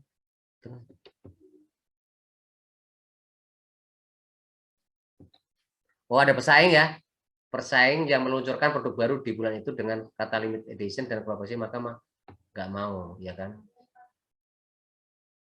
Total ada yang mau bantu jawab nggak ini teman-teman dari Mas Andika nih? Katanya jahat kalau persaingan tuh teman-teman. Teman-teman komentari karena dari kata tadi itu Kalau beli cloth itu kayak fashion juga Mas ya? Kan kayak baju-baju kaos-kaos Mas ya, kaos ya? Iya benar Pak. Kaos Modelnya nih, Pak. kaos karakter ya, misalkan apa misalkan kayak misalkan Valentine Day kayak gitu ya, tahun baru gitu ya. Kan ada apa namanya kode-kode lah, model-model desain tentang tahun baru dan sebagainya ya, seperti itu ya. Ada tema-temanya ya berarti ya, tema-temanya itu memang limited edition, itu kan orang lagi tema apa yang lagi booming gitu kan, NFT sekarang gitu kan, atau Bitcoin gitu kan. Katanya jahat teman-teman, dan itu temannya itu tiba-tiba drop itu ada pesaing baru. Nah, menurut teman-teman bisa kasih komentar nggak teman-teman nih dengan pertanyaan Mas Dika, katanya persaingan itu jahat gitu kan. Silakan teman-teman bisa komentar. Dalam dua bisnis kan sah-sah saja ya. Bahkan tuh ada yang aliran hitam dan aliran putih gitu kan. Jadi ini aliran putih nih sebenarnya, tapi persaingan ya. Silakan teman-teman berkomentar, katanya persaingan itu jahat gitu kan. Menurut teman-teman nih, apakah sejahat itu persaingan? Nah, mangga teman-teman ya. 1 poin. Coba. Saya lagi minum. Ayo Mas Anjar gimana Mas? Kalau menurut saya kalau misalkan namanya dagang ya pasti ada pesaing kan. Nah, sepinter-pinternya kita cari pelanggan aja. Mungkin pemasarannya kurang dari teman Andika. Bisa aja bikin event kayak gini, misalnya beli 2 gratis 1, ataupun ini retronya paketan nih, ada baju ada celana, harganya diturunin 10% lah, biar penjualan itu lebih cepat. Karena katanya kan terlalu sering banyak tren baru ya, ya mau nggak mau kita harus cepat juga perputaran produk kita, ditingkatin lagi itunya penjualan sama pemasaran, mungkin pendapatku gitu. Oke, kata Mas Anjar sih bagus banget, tepuk tangan dong, keren banget nih. Maksudnya kita nggak perlu takut dengan persaingan sebenarnya, maksudnya, tapi kita dengan adanya pesaing, kompetitor itu sebagai teman kita, partner kita, dia kenapa dia lebih masuk, kita harus belajar, ya enggak? Terus kita juga harus tahu tren apa yang sekarang terjadi, harus tahu isu ya, isu-isu terkinian apa sih yang akan muncul, model dari Amerika itu harus ngintip tuh, ya kan? Yang retro, terus paketan bundling, beli misalnya sekarang kaos untuk 20 orang, nanti kita gratis untuk apa namanya bikin kalung lah, kalung komunitas gitu kan. Atau mungkin kalau Anda memang komunitas, nanti saya gratis untuk logo-logonya, ya saya tambahin logonya gitu kan, seperti itu, ya kan? Ya mencari peluang-peluang lah gitu kan, maksudnya memang tergantung, karena Mas saya nanti pintar-pintarannya kita saja sih, kita kan harus menjual sesuatu yang berbeda dan apa namanya harus melihat peluang gitu kan, jangan merasa takut dengan persaingan. Yang lain teman-teman, gimana teman-teman? Kan usaha itu tiba-tiba ambles ya, langsung tuh gratis karena pesaingnya up to date itu kan. Mungkin Mas Gilang, Mas Mansur nih, yang lain, Mbak Susi, ya gimana?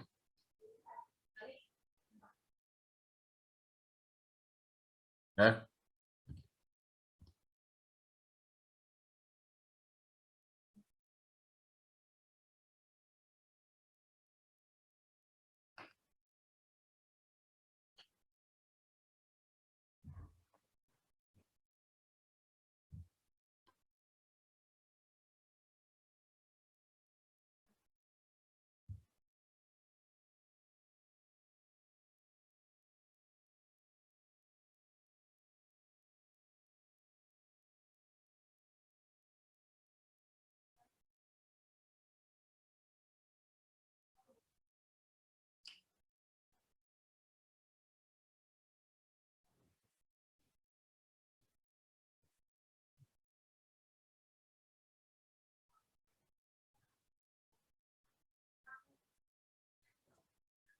Oke.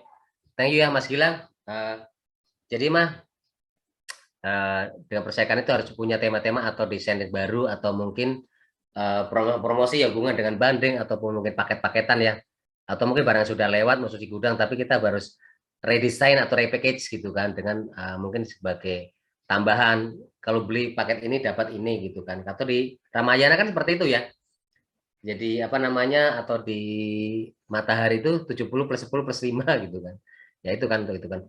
Oke teman-teman, ada yang lain teman-teman, persaingan memang jahat seperti itu. Emang ya dibilang jahat dan jahat itu memang bisa dibilang jahat, karena mungkin kan kita pasti runtuh kan perusahaan kalau kita nggak pinter-pinter, nggak cepet-cepet, produk kita nggak bagus, terus tema-temanya kita tematik atau model-modelnya juga kurang up to date, ya kan, tidak menunjukkan zaman, kan tergilas teman-teman kan. Juga sudah banyak puluhan kaos-kaos yang keren kan, seperti ini. Ini sama tadi Mas Rian, gimana Mas? Halo Mas Rian? Jangan setting Mas, nggak kelihatan nih.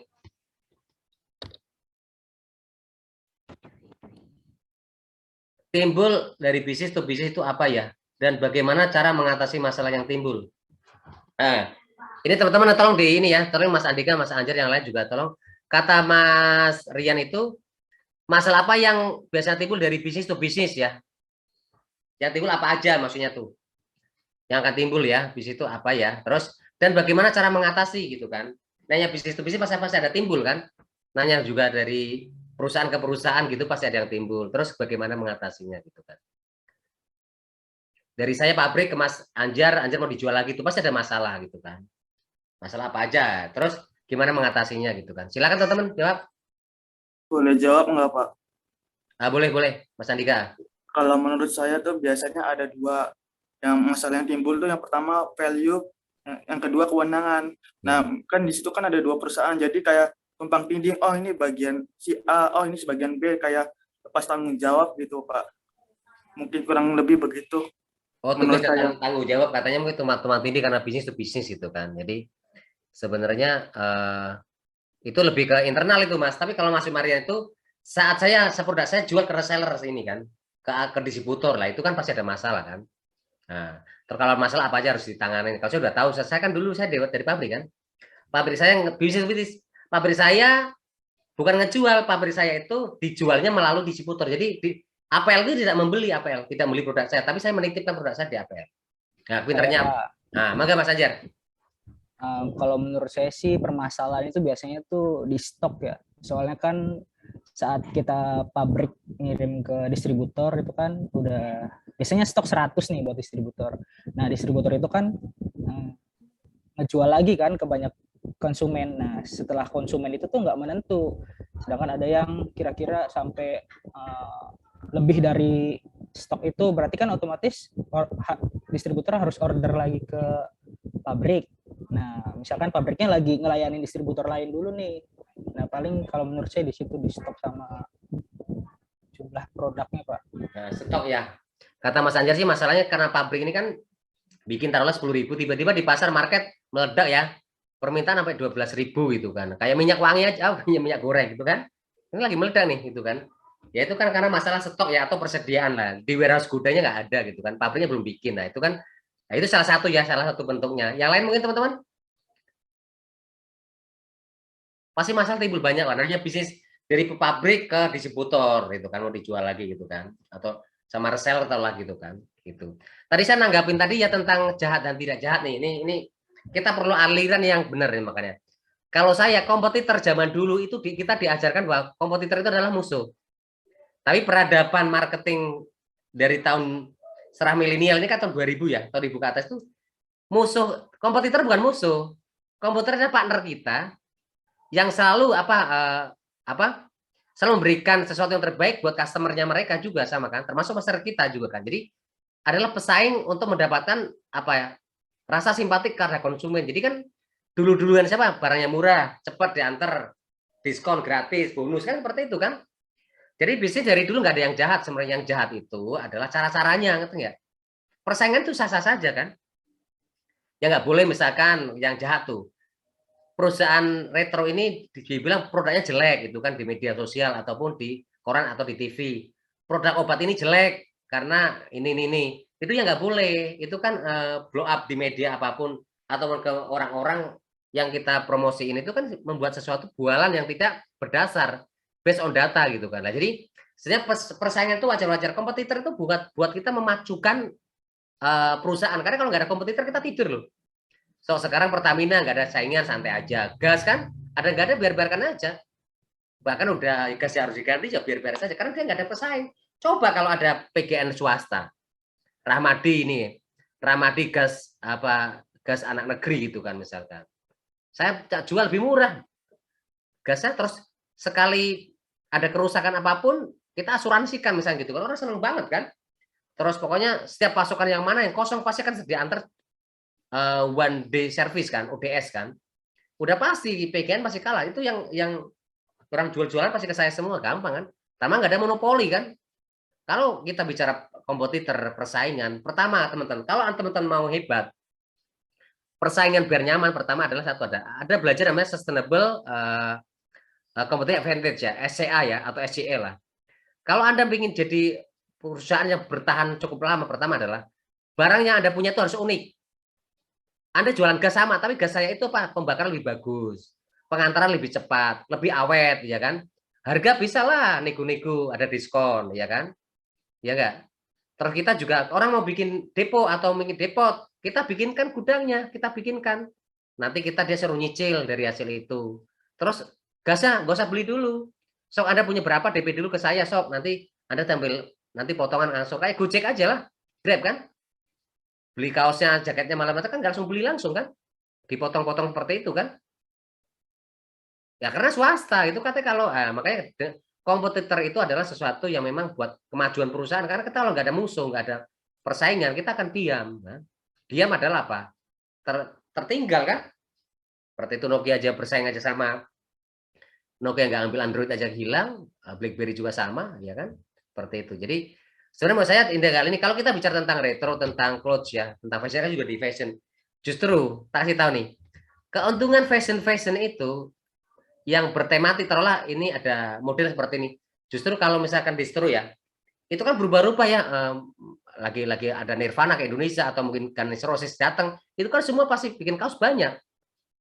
Ya enggak? Kita harus ngikutin pola. Kira-kira Indonesia apa, artis siapa yang datang sih? K-pop misalkan, bikin kaos-kaos aja kan, misalkan yang hubungannya kaos jenisnya apa, yang dipakai K-popnya siapa, artisnya siapa, bikin aja kaosnya dia. Kita harus tahu kalender event, makanya kalau mau kita harus tahu internasional. Kalau Anda sebagai pemain fashion mau kelas nasional tuh. Tapi kalau Anda mau lokal-lokal aja monggo gitu kan.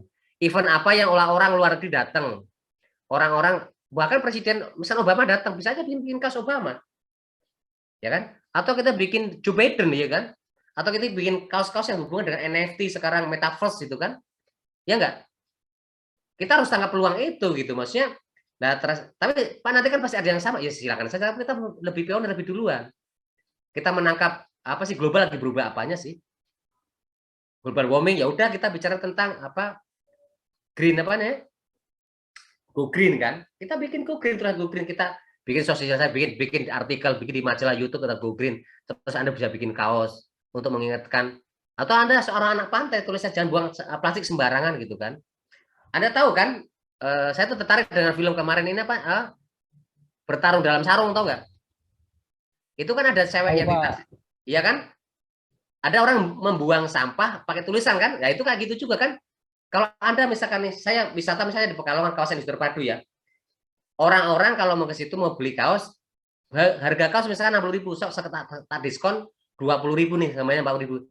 Tapi kaosnya jenisnya tulisan ini apa, lindungi alam dari plastik, jagalah lingkungan. Pokoknya hubungan dengan pelindungan tempat, misalkan Bali misalnya, Bali jauhkan dari barang-barang lautan plastik dan sebagainya, buang sampah, nggak apa-apa. Itu kan edukasi kan? Orang bukan malah booming. Oh, ternyata dengan edukasi tersebut banyak orang beli gitu kan? Atau buat nuansa, misalkan gambar topeng ya, topeng apa yang apa namanya kayak gambar singa tuh ya kan juga gitu kan, maksudnya gitu. Jadi kita harus ambil tematik. Karena apa? Saya juga bisnis fashion ya. Saben minggu tuh berubah-ubah model, Mas. Jenis kainnya juga berubah, motifnya tuh, modelnya juga berubah gitu, Mas. Apalagi kerudung, ya kan? Itu berubah-ubah. Makanya kita harus menangkap artis siapa sih kan? Kita misalkan artis lagi tren di Aldebaran dan kawan-kawan, siapa sih yang pakai jilbab gitu kan? Atau di MTV siapa tuh ada film apa yang bagus sekarang, dia pakai baju siapa sih? Syahrini gitu misalkan, kerudung Syahrini kan ada tuh. Terus misalkan ada juga misalkan bajunya BCL kan ada kayak gitu tuh, ya. K-pop, nah itu harus ngikutin apa yang lagi tren. Kita harus mencari, ya taruhnya dari mana ya? Cari tahu dari media atau dari YouTube ya, apa informasi teman-teman yang udah internasional kan. Seperti itu. Ya Mas Andika ya. Iya Pak. Nah seperti itu ya. Yang kedua tadi ini teman-teman, kalau bisnis to bisnis, pertama yang masalah yang dihadapi adalah pertama apa? Legalitas teman-teman. Saat saya punya apotik, saya itu harus bekerja sama dengan distributor ya. Ya kan jual lagi, apotek kan jual ke customer nanti ya. Saya kan dari apotek distributor itu namanya bisnis to bisnis. Distributor itu tangan kanannya perusahaan, menjual ke saya. Pertama adalah apa? Pertama harus dihitung adalah pertama legalitas perusahaan saya. Kalau perusahaan saya nggak bonafit, itu biasanya teman-teman harus bayar kredit dulu. Tapi tiba-tiba kalau nggak bayar cash, tiba-tiba kabur ratusan juta, itu kesalahan. Perlu perjanjian yang legalitas formalnya tuh. Untuk menjadikan apotek saya itu kerjasama dengan satu distributor, pertama adalah saya harus punya izin mendirikan bangunan. Terus ada SIPA, SIPA itu sayanya tuh harus punya izinnya dari Dinkes. Terus ada juga PSA, sorry, SIPA-nya itu apotekernya tanggung jawab juga harus ada tangan. PSA pemilik sarana apoteknya saya yang punya tuh. Itu harus punya izin-izin semua. Itu dilampirkan. Jadi kalau apotek itu nggak bayar, dituntut adalah 3. Pertama adalah apotekernya dan asistennya. Yang kedua adalah ownernya, PSA-nya saya. Ngerti nggak? Nah, itu sering jadi masalah teman-teman saat perjanjian bisnis itu. Ya percaya ada. Banyak. Sama Resar tiba-tiba dulu ngambil barang banyak, ratusan juta tiba kabur. Nggak beras lah, nggak banyak cerita tuh. Karena udah pengalaman. Makanya kalau mau ini bikin perusahaan sesuai Anda apa gitu, Mas. Dan apa jaminannya? Dan biasanya kalau di apotek untuk mendapatkan kredit awal itu teman-teman, itu minim rekening itu 50 juta, rekening kosong nih, rekening yang tidak kepake, minim 50 juta. Kalau nggak ada 50 juta ya nggak salah. Nggak boleh. Karena kan nanti 50 juta kalau dia nggak punya uang kan untuk apotek bisa ratusan juta kan operasional per bulannya kan. Seperti itu. Nah, itu untuk pembelian minimal kalau ada 50 juta kan ya masa iya sih dia nggak bayar gitu kan, dia pasti punya uang gitu kan. Terkeduanya lagi teman-teman ya, itu kan kerjasama tentang legalitas ya, perizinan dan sebagainya. Kedua adalah teman-teman tentang apa namanya stok barang tadi ya Mas Anjar ya. Stok barang jadi masalah sering tuh.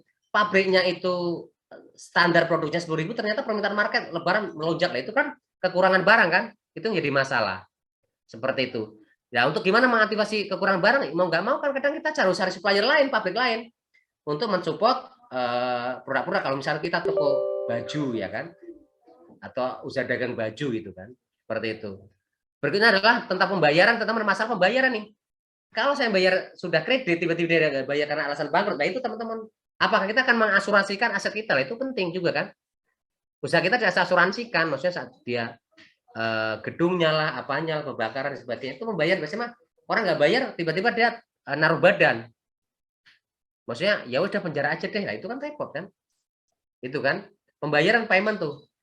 Kalau bisnis banyak kan teman-teman yang lebih tantangannya adalah lebih susah teman-teman, karena saya untuk menjual ke seseorang, dia tuh masih membandingkan yang lain dan pemainnya kan sedikit.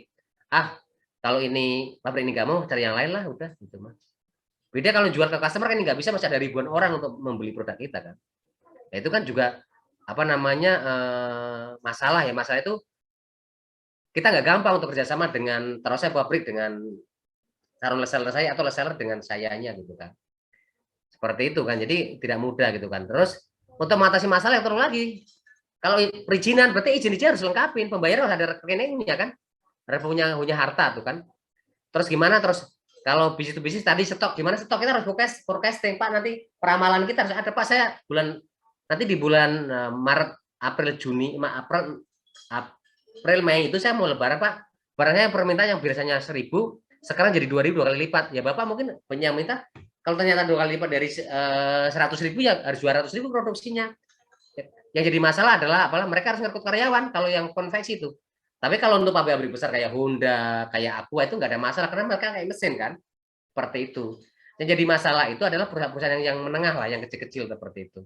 Itu ya Mas, sama tadi Mas Ryan ya, itu sih. Mungkin ada yang menambahkan teman-teman? Gimana Mas Rian? Sudah Pak, terima kasih Iya. Pak. Oke ya. Mungkin yang lain yang akan nambahkan Mas Ajar? Udah tadi ya? Oke. Teman-teman ini udah jam berapa nih sekarang nih? Hampir jam 4, Pak. Wah, luar biasa ya. Kita rekap 2 materi sih. Kalau itu mungkin teman udah capek ya, kali-kali udah nggak fokus lagi nih, teman-teman udah masih bertahan berapa orang nih. Kemarin pada cabut tuh, kemarin saya cek ininya tuh. Masih sama 25 lah. Kemarin tuh pertama 26, tiba-tiba 19 saya omongin tiba-tiba ada masuk lagi gitu kan. Ini jadinya ada naik lagi nih, bentar enggak ya. Oke, Mbak Susi tolong ditulis teman-teman yang sudah berkontribusi ya untuk menjawab dan bertanya. Teman-teman mungkin sampai di sini ya, karena saya juga ada kegiatan lain. Jadi nanti next minggu depan terakhir ya, kita Sabtu untuk manajemen pemasaran, materinya tentang ada materi nanti saya kirim aja sebelum ini ya, sebelum saya ngajar nanti kasih materinya lah. Beri pelajari dulu. Terima kasih teman-teman, mudah-mudahan selalu sehat semuanya. Terima kasih yang sudah berkontribusi, Mbak Susi dan kawan-kawan semuanya nih, Mbak sebutin satu-satu. Sampai ketemu minggu depan ya untuk persiapan sama kisi-kisi, harapan masuk semua ya, kisi-kisi UTS. UAS, sorry. Salam sehat dari saya, Airul Kalam. Wassalamualaikum warahmatullahi wabarakatuh. Wah. Waalaikumsalam.